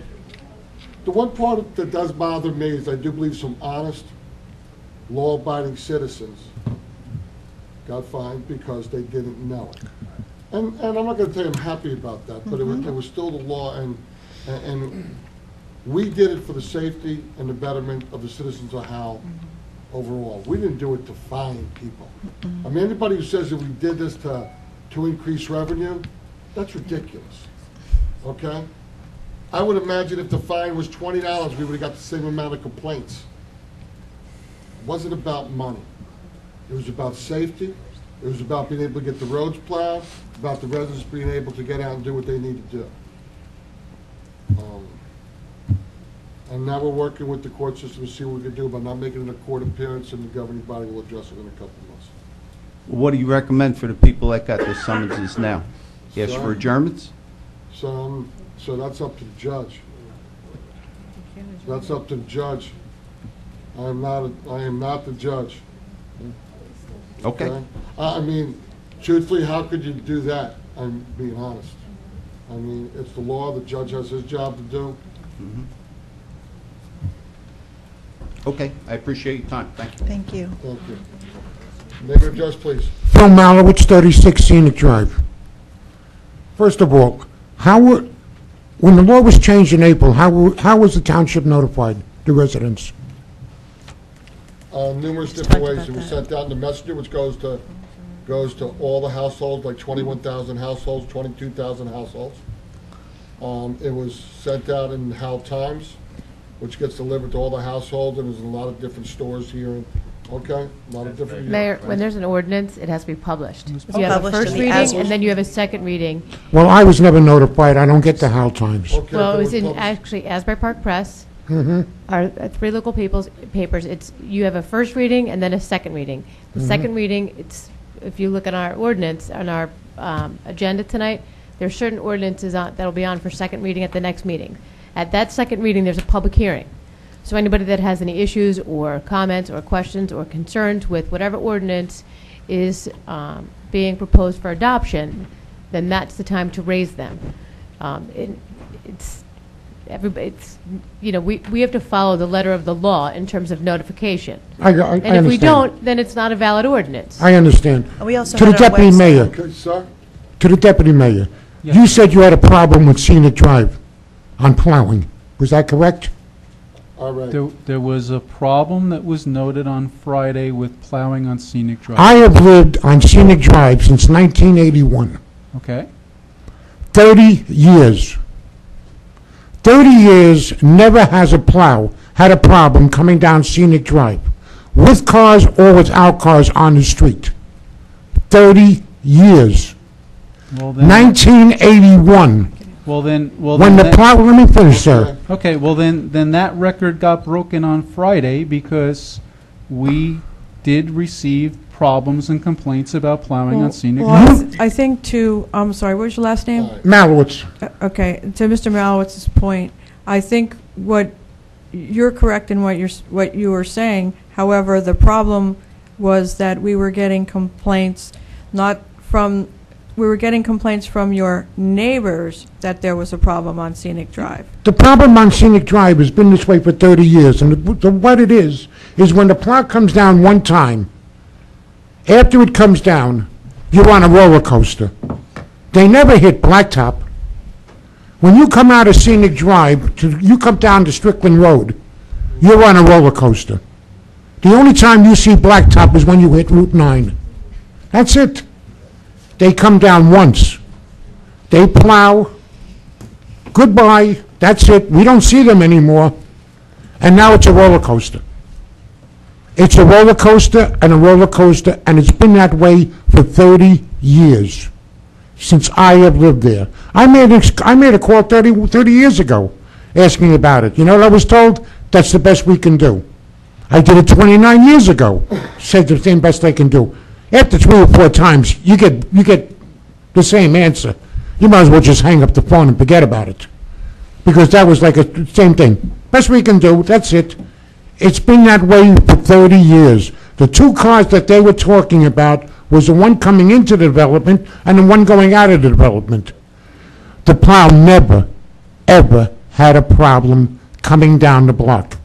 The snow started the 26th, which was a Sunday, if I'm correct. We got plowed out 10:30 Tuesday night. Tuesday night. There was no, if they were calling about getting it plowed, not that there was cars stuck there.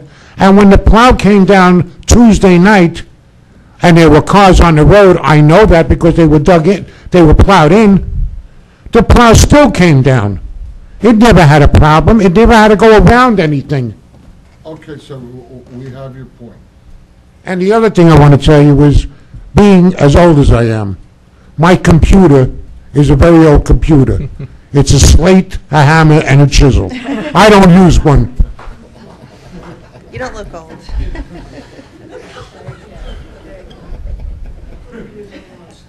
Okay. Anybody else? Got a 2-minute break before we go on? Now let's just go. Oh, come on. Come on. Come on, it's okay. Okay. I just have to be. Absolutely, listen, it's okay. State your name and address, please, for the record. Joanne D. Michelle, 560 St. Andrews Place in Manalapan. I don't live in Howell. I was visiting a friend on Tuesday evening. I would have parked in her driveway because I don't never park on the street. I thought the snow was coming Wednesday evening. It was supposed to rain all day Wednesday. Woke up 10:30 Wednesday morning to the ticket. What recourse do I have? I would not have left my car there if I knew it was going to snow because I never leave my car in the street. And I don't know the ordinance, but I do know where I park in St. Andrews Place, we were supposed to move our cars even though we live in a condo, so I would never have left my car there. So now I have to take a day off from work to go and pay this ticket in Howell, which I don't even live in. And so I agree with all your ordinances and everything because I don't think people should be parking on the street. And everyone's missing the points at hand for the Wednesday ticket where it wasn't even snowing. It was only a half an inch. So that's my fight with. So where do I stand when I go see this judge? It's Tell him alone. tell them I went to the governing body said I had to come see you. Really, our hands are tied. I know, so, I have a valid point here, correct? I mean, News 12 interviewed me, they put the whole thing on the news, and... The judge may say you have a valid point, but that's... in all honesty, I'd rather just pay the ticket, because I really don't want to waste a day. Time is money to me, and I can afford the ticket. It's not that. I want to send it in, and now I can't do that because of another stupid law that you have to go to the court. I mean, come on. So that's. Thank you. You're welcome. Thank you very much. You're welcome. Ma'am, state your name and address, please, for the record. Okay, Lisa Morrison, 54 Scenic Drive. I'm not going to repeat what everybody else said. I just want to make a note that there's still a sign at the beginning of Scenic Drive that says get your cars off after it's 3 inches and it's been snowing for 6 hours. If you change the ordinance, you ought to change the sign. Is there a sign you're saying that? Yes, there is. And I'm it's just there asking. today. Yep. Okay. Okay? So that's why we do what we do. And we always move our cars. However, it wasn't really snowing when they were giving out the tickets. My husband came out to move the car, and he gave him a ticket anyway.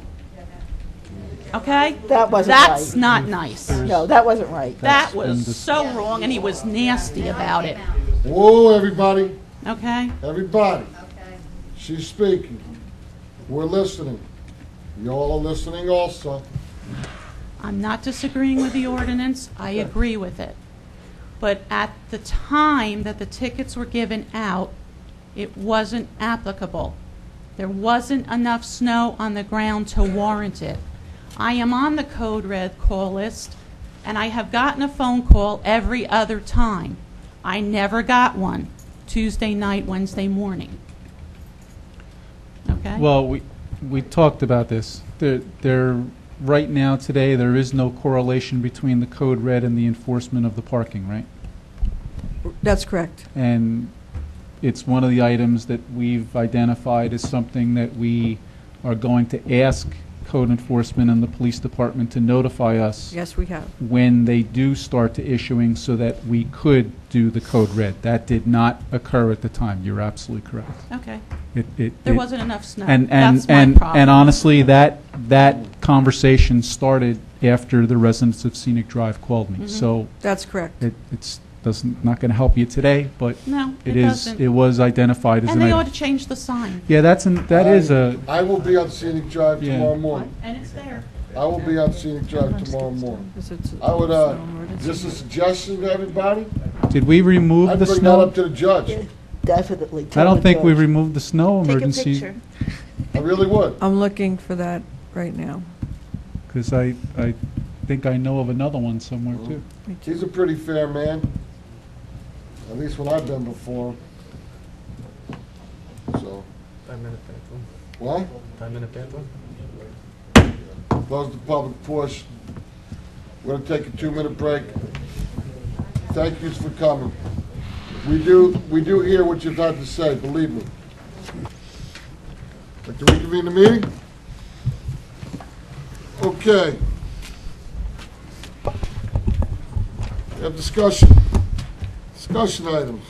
Wastewater Management Plan, Mac Athletic Center, Township Council discussed Mac request for support of its inclusion in the upland portion of its parcel in the wastewater management plan. I believe some members of the governing body have some things that they would like asked, but is there anything we'd like to discuss before? Councilman? No. Councilwoman? Councilman? No. Mr. Cohen, would you come up, please? Cohen, whatever. George M. Cohen, right? Thomas J. Cohen. I'm the managing director of the Monmouth Athletic Center. Okay. I have a copy of the corresponding map that goes along with the LOI for your files.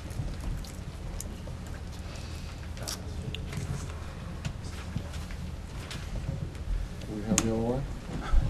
The LOI was in the documents on the website. I appreciate that being posted for everyone to see. I would just like to make a point of order, Mr. Mayor, before we start. At the October 20th, 2009 meeting, where the zoning was changed from a split zone property to an SED property, at that meeting on October 20th, 3 members of the council, Robert Nicastro, Bill Gatto, and Pauline Smith, who were not council people at the time, spoke negatively about the application. What are you doing? Whoa, hold on, Bill. Hold on, Bill. Deputy Mayor. That's not exactly true. I believe Councilwoman Smith was a councilwoman at that time? No, I wasn't. No, she was not. No, she was not? Okay. Well, that doesn't have any bearing. If you want to bring that up someplace else, you feel free. Well, right now, there's 5 members of this governing body. This governing body will make decisions, and it will stick with its decisions. So, if you have anything that you'd like to say. Well, I'm just making a point of order, Mr. Okay, Mayor. well, that's all. you know How what? is that point going to help you? Yeah, and that's not fair. I'm okay? sitting up here and I'm willing to listen to what you're going to offer tonight. Yeah. You want to go back and bring up something that I said relative to a zoning board application, which is not even part of what you're talking about here tonight? Is that really in your best interest to be bringing It was up? a council application, sir. It was an It was a application for a zoning zone change to change. council. Okay. And- Okay, hold on. There's 5 members of the governing body. All right. We're here to discuss, okay, what you have requested. And that is what we would like to discuss. Okay. I kind of agree with Deputy Mayor on this, all right? Yes, sir. I agree with them wholeheartedly, all right? I've reviewed the tapes. Just yesterday, I spent 2.5, 3 hours watching the tape from October 20th to 2009 also. Okay? So, I know what's on those tapes. Well, I appreciate that, and if the council can vote in good conscience based on my presentation tonight, that's fine. I just wanted to get that on the record. I'm sure this governing body can. If not, yeah, I mean, we will have to deal with the ramifications if somebody doesn't think we did. So if you don't think you can get a fair shake here, I think you might as well sit down right now. I appreciate that. If I may, perhaps we should each put on record that we feel that we can. Who? The 3 of us he mentioned, I think. No. Listen, I want to be very clear about what we're doing here, okay? I want to give you every opportunity to explain why we should be writing a letter in support of what you're asking us for. I am going to plan on asking you questions. Yes, sir. I also plan on asking our township planner questions, okay?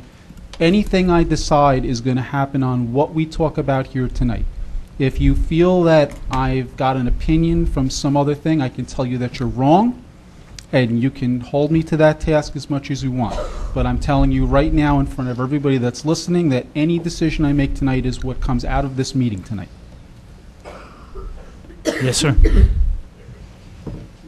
And if I may, if you've ever watched me at planning board, I can be very objective. I can vote on something that I feel is fair and according to the law, and as much as I hate that vote, I will and have done it many times. Well, I appreciate that, and that's why I brought it out in the Get open. my heart medicine. I feel one coming, Elizabeth.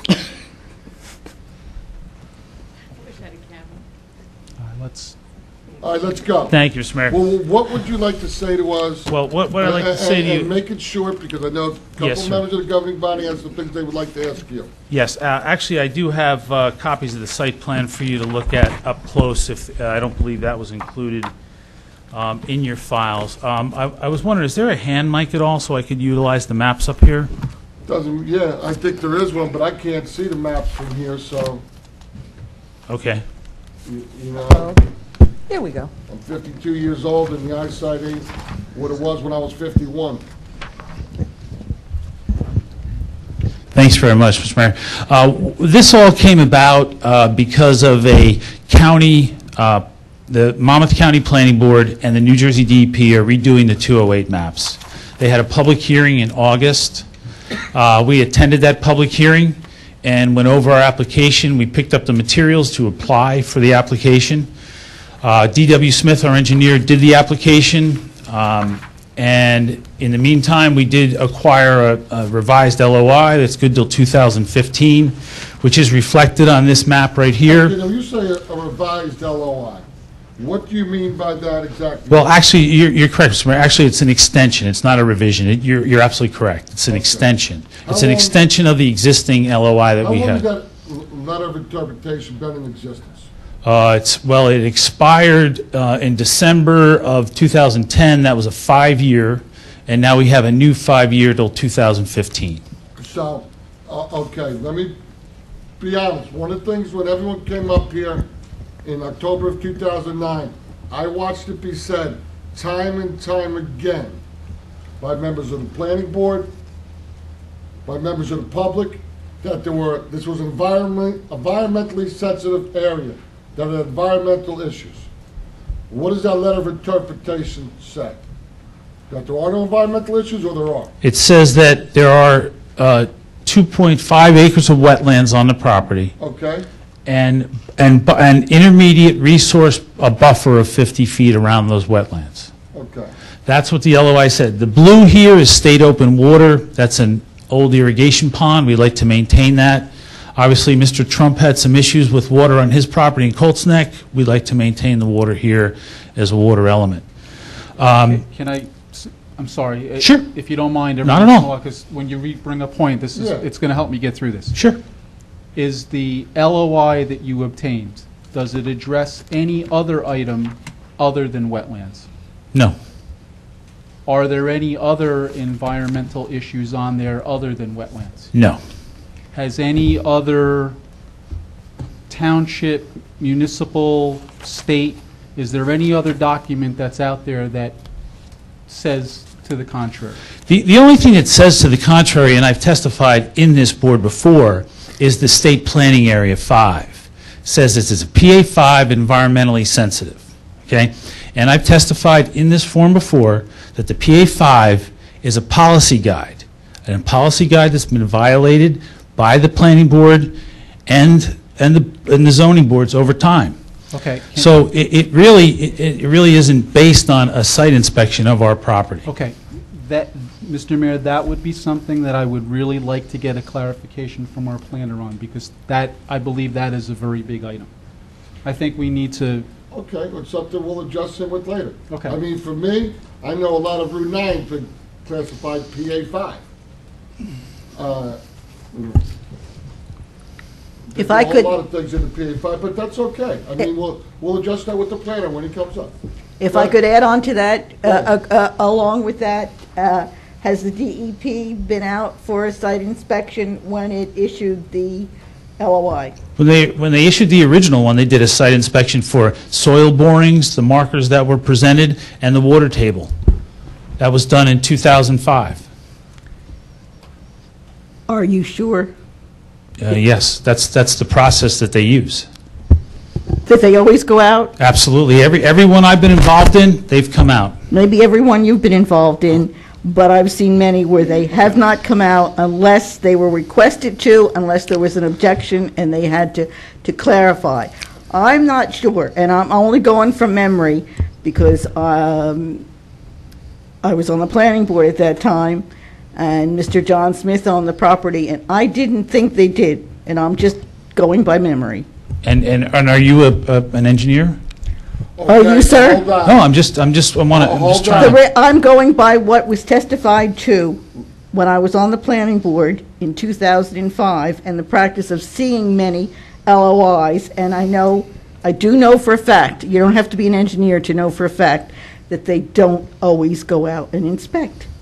Okay. That's what I'm saying. Mr. Cohen, please don't. Yes, sir. Please. Okay. Yes, sir.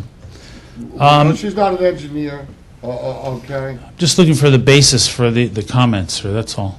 Well, Councilwoman Smith has her own basis for her own comments, and it's been that way for many years, and it's okay. A lot of them are well-founded.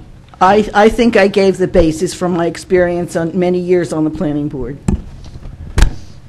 Go ahead. So that is what this map reflects. This is the site plan, which I handed out to you, and there's a green line down the middle.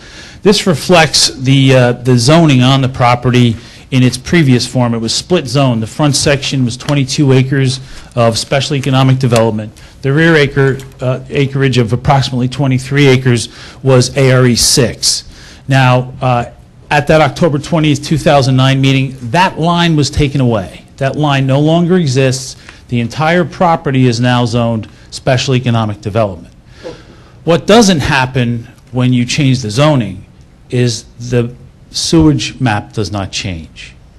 So because of that, that line still exists only for the sewer service area. So the sewer service area in the front, we're entitled to have wash basins, toilets, urinals, everything. In the rear portion, and that can be hooked up to sanitary sewer.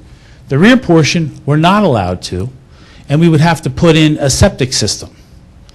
Now, if we're doing massive work to bring sewer to this site and to Route 33 to benefit those business owners, should we be burdened by having to spend additional funds to put a commercial septic system in order to create enough convenient locations for bathrooms on the property? And we really would prefer not to use porta-johns in between or anything else. This is a very high design facility, and we've really thought of everything, but we're handcuffed with the locations of the bathrooms. I do have some of the engineering drawings from our architect, and here again is the green line. Right through a building, the bathrooms can only be on this side of the line and not the other side. So we haven't really gotten into the strict engineering, as that will happen as we come closer to site plan. But this request will give us flexibility to locate the bathrooms anywhere on the property. Can I ask, can you just flip that back again, please? Sure, sure. Okay. And that line runs through one of the other buildings too, and we had the same problem. There's a, the bathroom is on, the bathroom has to be, here's the bathroom right here, close to the line, but it also doesn't give us flexibility in the large football soccer building, because if we have student athletes on that field, they're going to have to go back into the main building, where we would like to put some bathrooms right there so that they can be under the guidance of instructors at the same time. So the hardship for you is not, let's try to boil it down if we can. Sure. The hardship for you is that you wouldn't be able to put bathrooms in what's identified as the indoor football soccer building. Yes, and we would have to use a porta-johns for the grass field in the back, as opposed to building a fixed building that we could winterize in the winter. So it would be convenient for those student athletes to utilize a bathroom there. Okay, but that's not on your plan to do so now. It's not on this plan here. This plan was done for the settlement meeting with the Board of Adjustment. Okay. And that's why those plans reflect that, because they don't reflect the zoning change. But we would have to build it like that unless we put a septic system. And again, then you're going to put a septic system in the rear part of the property closer to the wetlands, which is not what we want. We want to put that in a sanitary sewer and send it right out. I mean, it's really just a matter of including an entire property. I mean, this was a residential home. I mean, people would be upset about having to put their bathrooms in the front half of their house and not being able to have one in the back. If this didn't get approved tonight, if your request didn't get approved, what would you do? Would you do the portable toilets, or would you? Okay, but that's not fair. Okay, that's not fair, because, not only because, who knows what he's gonna do, and he's gonna make that decision after the decision's made by us. I don't think that's fair. Well, I need to know if he could. We can use porta-johns. That's not an ideal situation aesthetically. It's not an ideal situation, for our student athletes. But if that's what we had to do, we'd be limited to doing that. Or we'd have to put in an elaborate septic system when we've already spent substantial monies to bring sewer to the area for the benefit of all the businesses on 33. That was the whole concept. Okay. You actually answered what I was looking for. Thank you, Ms. Scott.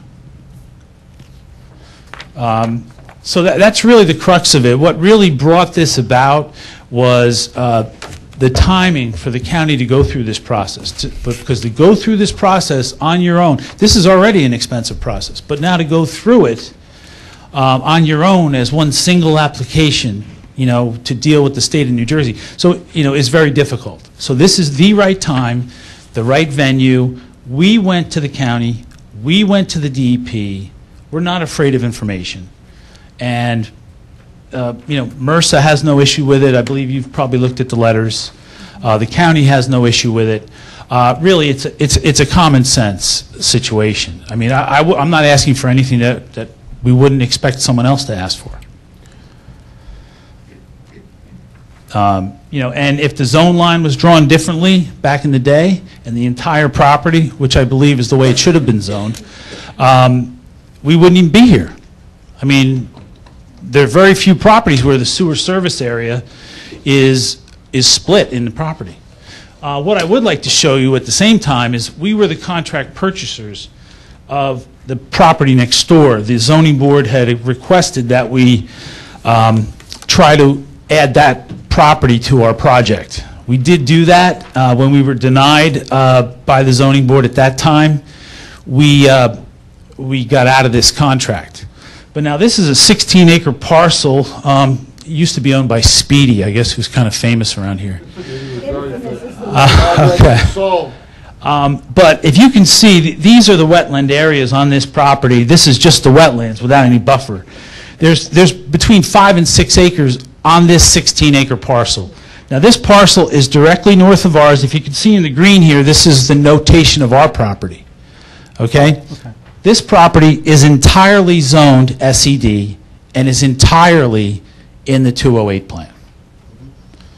So for that property with more, we have 2.5 acres of wetlands and 45 acres. This is almost 6 acres of wetlands and 16 acres. And they still have SED zoning. That doesn't make it right, and it shouldn't have been. Get the comment. We're just looking for fair and equal coverage here, Mr. Mayor. That's really all we're looking for.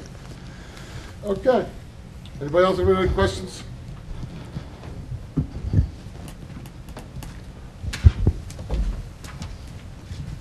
Star, come on up here.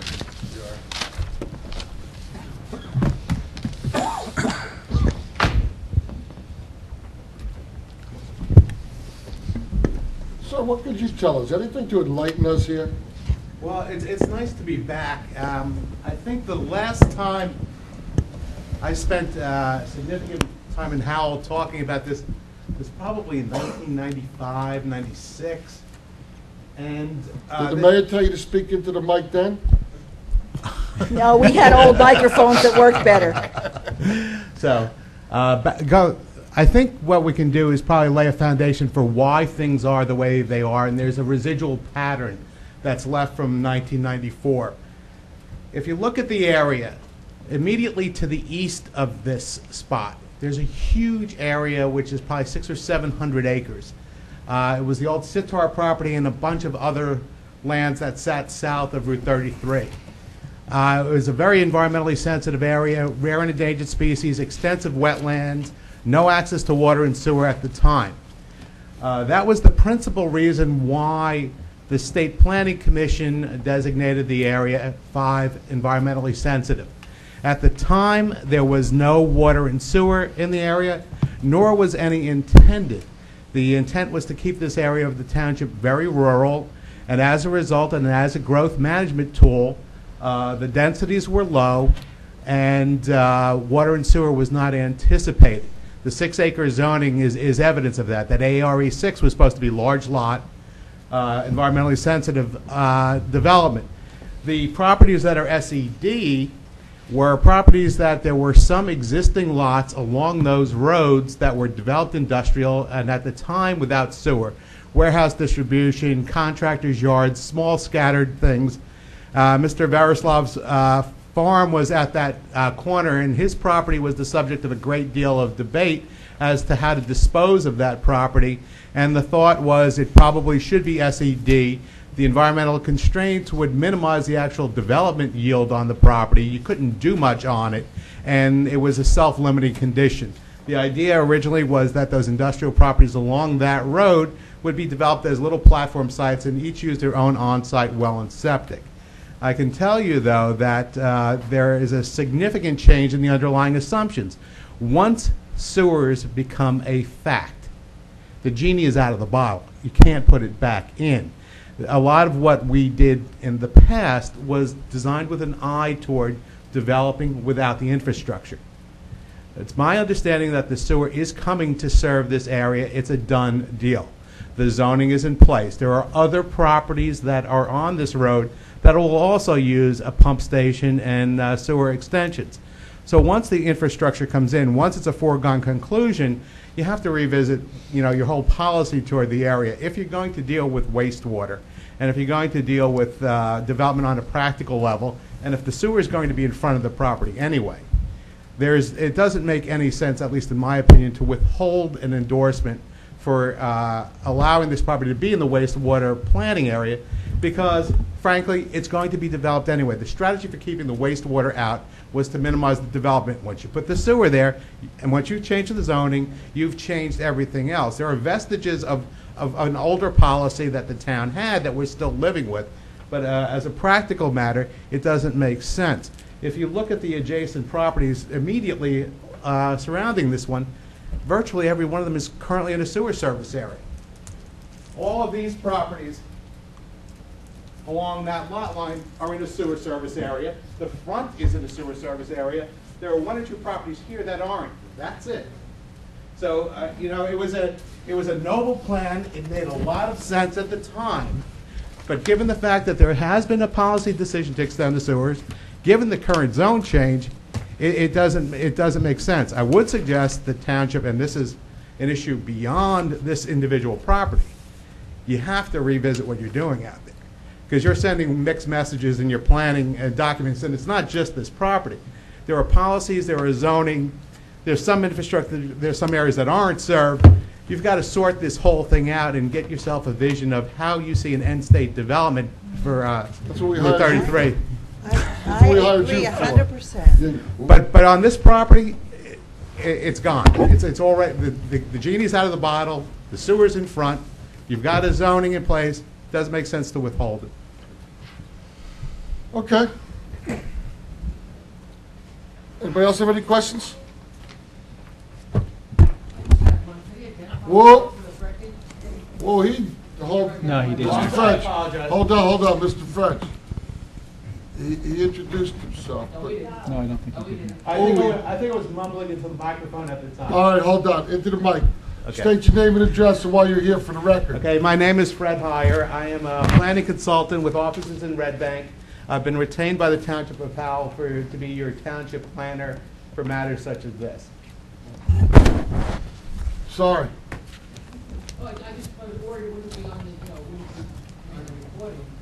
I just met him tonight, too. I mean, I kind of like because he's over there laughing at my jokes earlier. So, that endears me to somebody. I don't know what it says about me. But I'm a funny guy. Don't believe me. I've been known to carry a party. Can we just, can I ask you a question to close the loop on the environmental issue? Yeah. I believe I heard you mention that surrounding lots had previous history of environmental issues. Correct. Does the LOI on its own merit say that we don't have environmental issues? I need somebody to tell me that. Yeah, and that is outside of my area of expertise. The bottom line, though, is DEP has a policy that does not allow inclusion of environmentally sensitive areas in a wastewater planning area. So to the degree that a site is encumbered by wetlands, the portion of the site that is environmentally sensitive is not in a sewer service area. The county will carve that area out. Now, I understand you're concerned about the exact precision of the line. That's not what I do. I can't vouch for whether that line is correct or whether DEP has done their homework, but that's the way it works. The wetlands are excluded from the planning area anyway. Deputy Mayor, that's why when we sat with former Franklin, they had that one piece Yes. of it, so that was cut out. The reason I'm bringing it up is because obviously this has gotten a lot of attention, and I've heard several people come and tell me that LOIs are not the end-all to addressing environmental They issues? may not be. Hold on. They're the same people who tell you when one says it's environmentally sensitive, that it's the end all. No, that's But- not exactly so. I didn't say you, man. Is it not correct that the LOI concentrates only on wetlands, that they do not comment on habitat or anything like that? Yeah, the principal regulatory tool is the wetlands delineation, and then it becomes a habitat issue for the quality of the wetlands and rare and endangered species habitats and buffers and things like that. But the wetlands are really the principal tool. The other deals with the nature of the resource and the magnitude of the buffer. Can I ask a question, Go ahead. Mr. Mayor? Go ahead, Councilor. In the December 3rd letter from the DEP, it says the MERS is subject to a federal construction grant program administered under Section 201 of the Federal Clean Act, the Clean Water Act. The MRSA collection system that would serve this proposal is subject to a federal environmentally sensitive area grant condition included in the grant agreement executed between the MRSA and the United States Environmental Protection Agency. And basically what it says is that in order for anything to go there, that they need a waiver. How does that play into? No, actually, there's a two-step process that all of this stemmed out of the Federal Clean Water Act. There's one subsection called the 208 section that deals with the area-wide water quality management planning. There's a subsection of that called 201. The 201s are the individual sewer facility plans. They're the local small plans. The section I think you're referring to is their policy for the exclusion of environmentally sensitive areas from sewer service areas unless you get a waiver from them. What that means is the general policy is you're not allowed to put the wetlands and the sensitive areas in the sewer service area. But it says, therefore, proposed development on this property cannot be connected to the MRSA unless a federal grant waiver and/or mapping revision is issued by U.S. 208 EPA. Yeah. What that is Monmouth County has the local wastewater planning authority under the federal act. And since this property is not in a sewer service area, currently they need that amendment. Well, actually, it is in the sewer service area for the front portion. The rear lot. Currently, the rear lot, though, is what we're talking about. Anybody else? I have a concern that we haven't touched on. What if this project receives an extension into the 208 plan and the development isn't completed? They have no approvals. There's not a lot of building going on. And if we allow, well, we're not really allowing or disallowing, we're just talking about a recommendation. But if it does happen, don't we lose control of our zoning? To the extent there's a, if you're going back to the original policy of keeping this portion of the town relatively pristine and rural. That's what we wanted to do. It's been taken away from us. That policy is already compromised by the fact that the sewer has been extended and the zoning has been changed. You've zoned for a project. Now the fact that this project may not move forward, that's a concern, but you're only allowed to do what's in the zoning. If they want to do something else, they're going to come back for another zoning amendment. Yeah. But what if we don't want to give it to them and a judge does, because after all, it's in the sewer service plan? Well, the issue, a lot more things become technically feasible once a property is serviced with sewer. So the universe of possibilities is greatly expanded. When you're just using well and septic, there's very little you can do. It's generally low-density residential or small-scale commercial. So there is a possibility that things are technically feasible. People will be asking for other things, but you still have to defend your zoning. You still have to defend your plan. Once you've put the sewer line in that street, though, you've already made it available. So it's a reality. You can't unring the bell. It's there. We haven't put it there yet. It's not there yet. Yeah, the adjacent properties are all in the sewer service area. And regarding the property you mentioned, Mr. Howard, in the rear, That property, we actually were contract purchasers on. It's reflected on the map as Alan Leadow's property. It's in the rear of ours. It's a 66-acre parcel, and we got out of the contract because it was 33 acres of wetlands out of the 66. Yeah, we are just west of one of the most environmentally sensitive areas in Howell. There's that core there. Yeah. And that property was, since these maps were drawn, has been purchased by the county. You know what? Which makes sense. You know why I lose it a little bit. Me personally is when there's environmentally sensitive area, wouldn't bathrooms be more sanitary than having septics? Like, I mean, me Yes, sir. personally, and I don't have nothing to do with this. There are two schools of thought. One is that you're not disposing any effluent into a sensitive environment.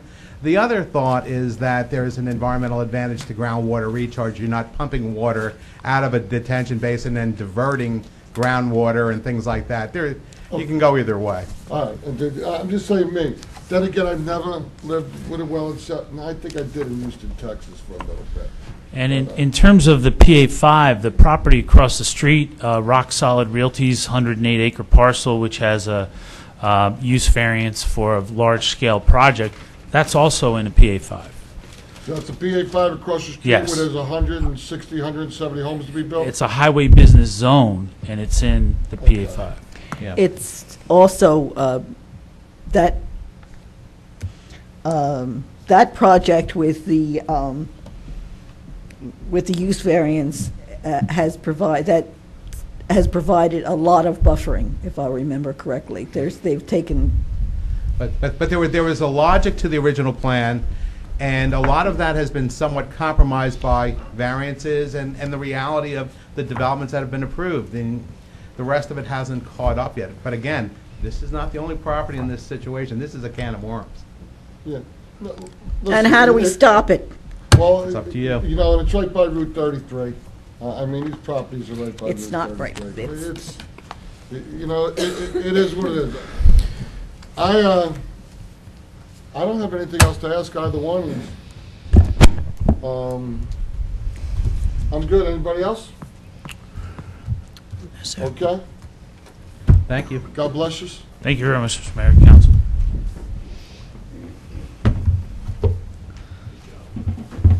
Do we want to hear from anybody else, or we're not letting anybody else in the public speak, do we? No. Nope. Nobody else in the public speaking? Anybody for the governing body?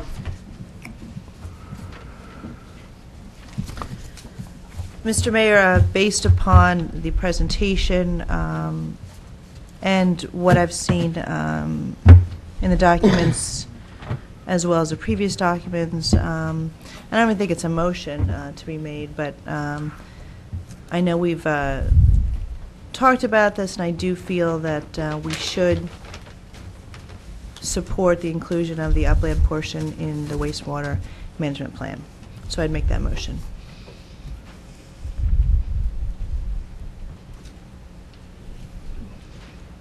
Anybody want a second?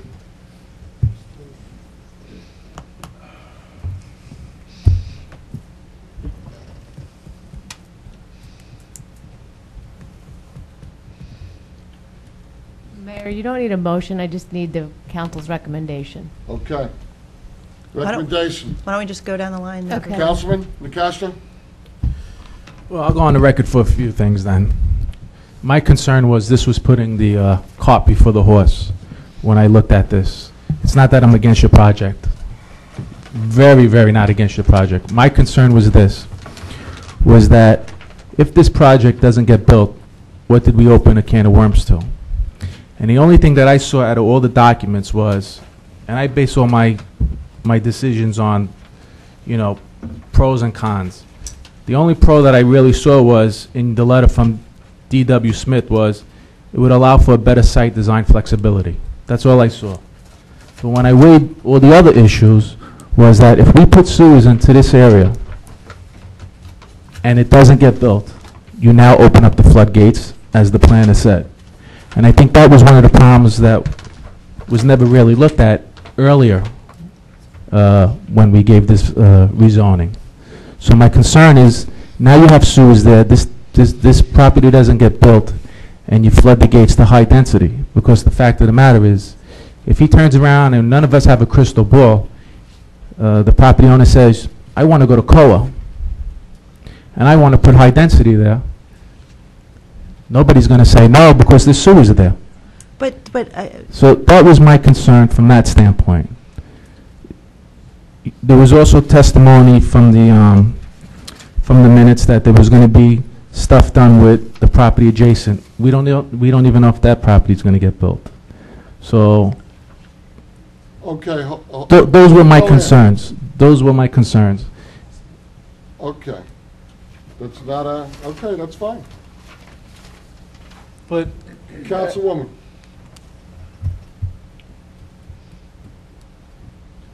Councilwoman Me? Smith. Just simply, sorry, my eyes hurt. No. Okay. I don't think, I don't feel right. Deputy Mayor? I too have some of the same concerns as Councilman DeCastro has relative to what this will look like and what we did to this if we approve this and it doesn't get built. But I want to make sure that I'm hearing the comments from our professional on this. This doesn't change that. Your testimony is that regardless of what we do here, if this project never gets built, yes, he can turn around and go and sell this and put whatever he wants in it, but that doesn't change the face of what happens in this area because that's already occurred. Is that true? Correct. But it'll be that many more units. Okay. Councilwoman. Okay, but Councilwoman, come on. okay, I don't want to see any more units. No, nobody does. But I can't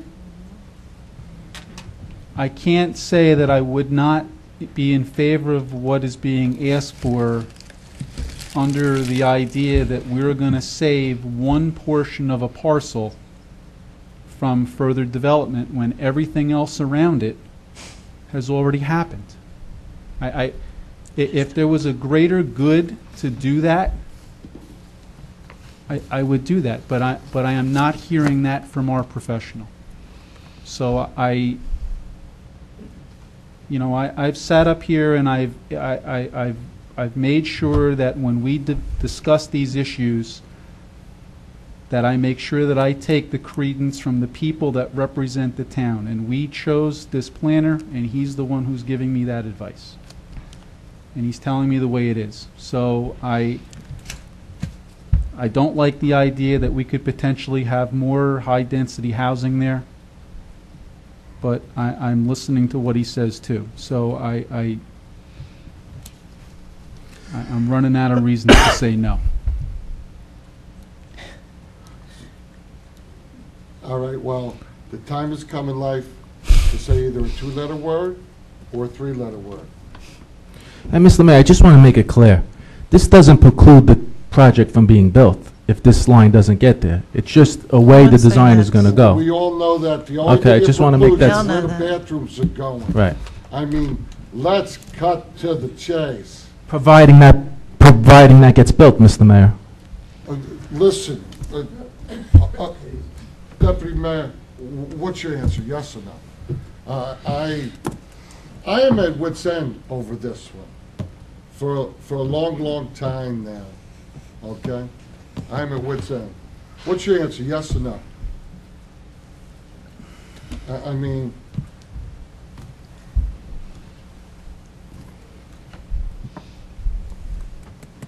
I don't know. It definitely is not as simple as where do the bathrooms go. It's not that simple. listen, Because the high-density housing could go anywhere where there's sewer if somebody walks into a courtroom and fights with a judge. Let's cut to the chase. It has nothing to do with this property. Across the street is 170 homes approved to be built, right across the street. I live there. I live a half mile away. They're not approved. Is the plan Just use approved? variance. Is the plan approved, Mr. They have a DeCastro? variance, yes. Okay. Councilwoman Smith, Councilman DeCastro just said, yes, they are approved. You on Did the they go plan- before the? Hold on, were you on the planning board when they approved Mr. DeCastro? No, that's a zoning board. That wasn't, It's a that wasn't zoning planning board. The zoning board. The zoning board approved them. They gave them a variance, but they didn't gave do their plan. They didn't have a site plan approval. They only have a change in use. Okay, so they're allowed to build 170 homes there. They put it through the zoning board. It was approved. Okay, let's cut to the chase. I personally think this is a good project for the citizens of Howell Township. I personally That's beside the think point. it's a blatant.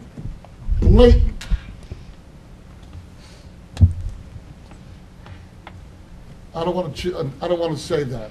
I think it was an injustice. The same as I think Farmer Brown's, that the back piece was zoned 3 acres and 70 acres was zoned highway or SED. I think it was an injustice to Farmer Brown. I think it's an injustice that the back of his property was zoned 6 acre.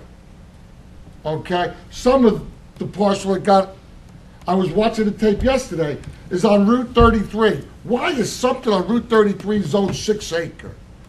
I mean, whoever Because did that. I'm sorry, but you don't understand why you zone. Councilwoman, I understand. No, you what I don't. understand. You want, yes, that's right. You want it just because you want it, not No. because there's any justification I for it. don't, Councilwoman Smith, you That's haven't not wanted this the from way the beginning. zoning works. Oh, okay, you haven't wanted this from the beginning. That's irrelevant. It's okay. It's irrelevant. I fully, believe me, I sat in your house with you and your husband, and Don said to me, I said, what would you want to go there, a trucking company?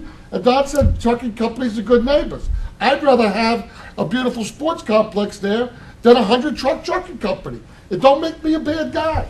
It's really what I believe. I have no issue with it whatsoever. Listen, I just think going purely back to the facts, going back to the submissions, going back to what we have before us, I mean, I think what's helped me quite a bit, I know we've had other planners, I'm happy to meet you and have you here.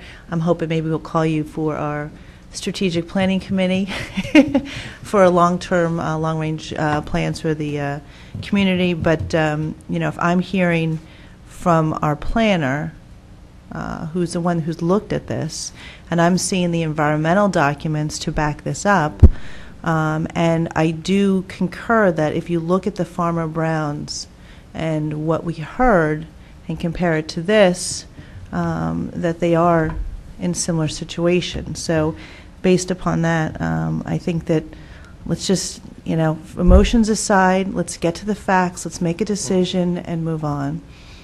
This stinks, okay? This stinks. I Boy, mean, did you say it right. I feel, listen, I just did an injustice. I just put a woman to the head of the rec advisory committee that came here that owns a similar type business 250 yards away that spoke against this when I watched the tape yesterday. So what's But what I does feel that have like to do with the But I price feel of like tea I in did China? the wrong thing. I mean, I put somebody the head of the rec advisory committee who has an axe to grind about an active application in Howell Township. Okay, that had numerous lawsuits.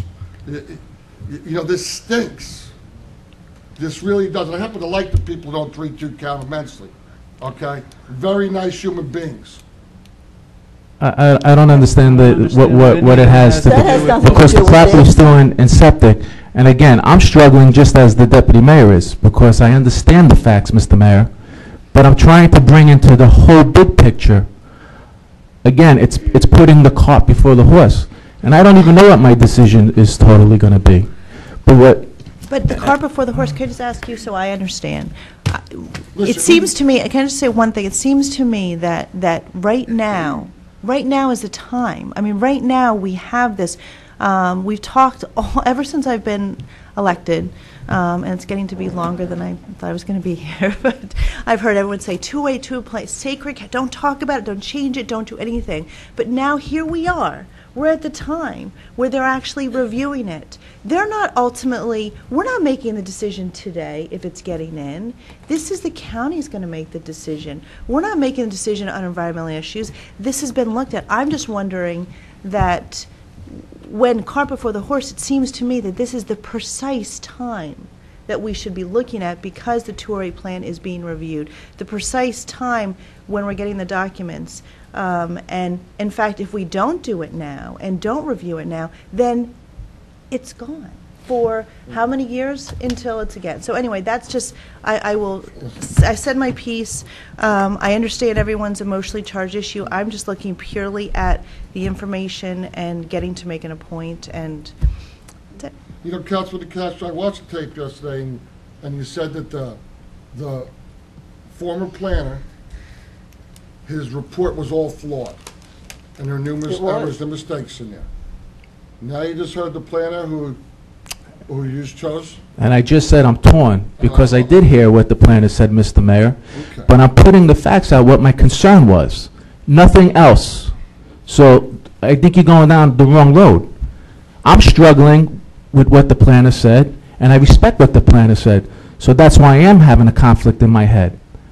Because the can of worms, as he said, is already open. But my concern was, if the property doesn't get built as a sports complex, you just now opened the can of worms to high density, whatever you. The front piece is already in the sewer plan and already there. But what you didn't hear from what the planner says, the reason why that was made an ARE 6 was because of the sensitive, the environmental sensitive that was near there. That's why it was ARE 6 5 years ago.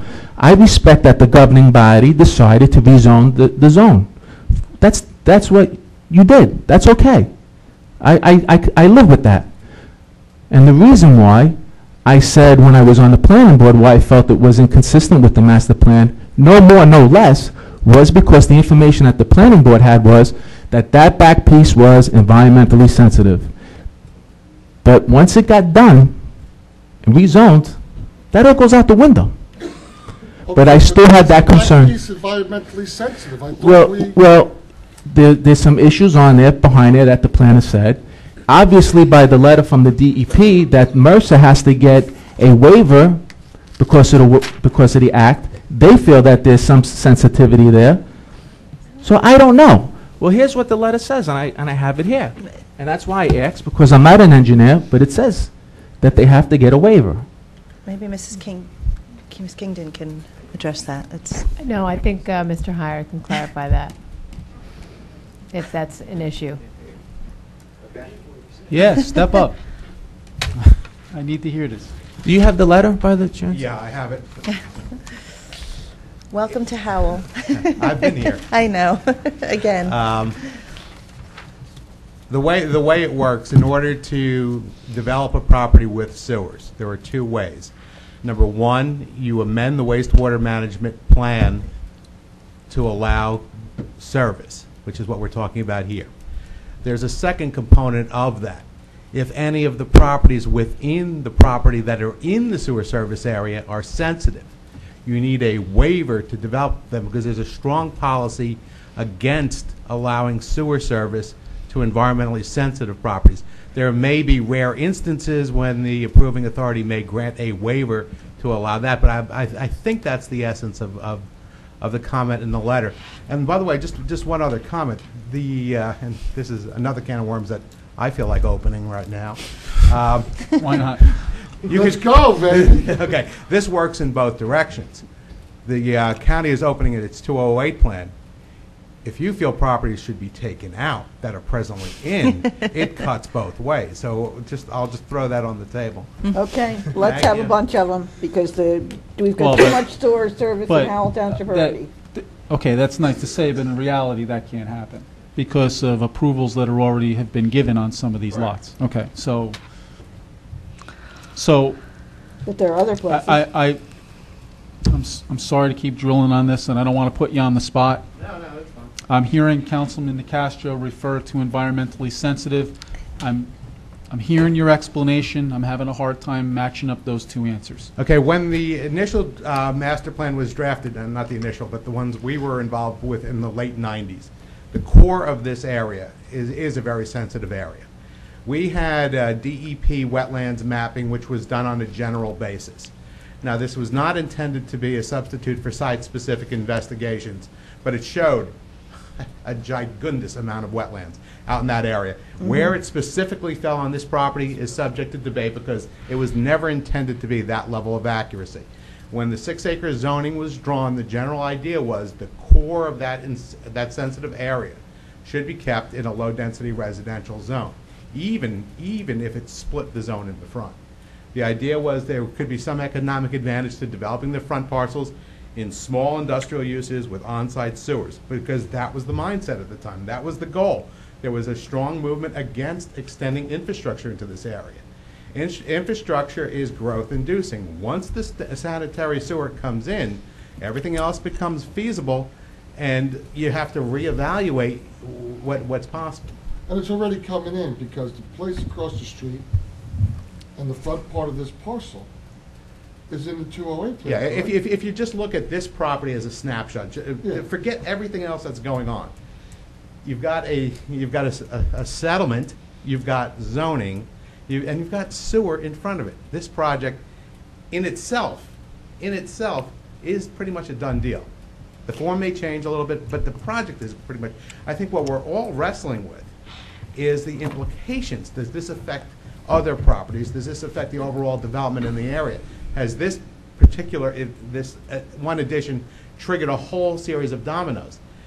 I don't believe so, but I think you really do have to look at the whole area. One thing that you don't know, because you haven't been here for quite a few years, is it's not the focus that's changed, it's the zoning board. If everything is a zoning board case, they have not abided by the zoning. Yeah, but there's, as planners, we deal with the idea. Hold on. Okay, that's not. Yeah, come on. Kids. Yeah. As a The council zoning person. It's the board is truth. The zoning board is its own entity, it has Yeah. the right to make We its own shouldn't be- decision. we shouldn't be saying The that. planning board has the right to make its own decision, governing body has the right to make its own decision.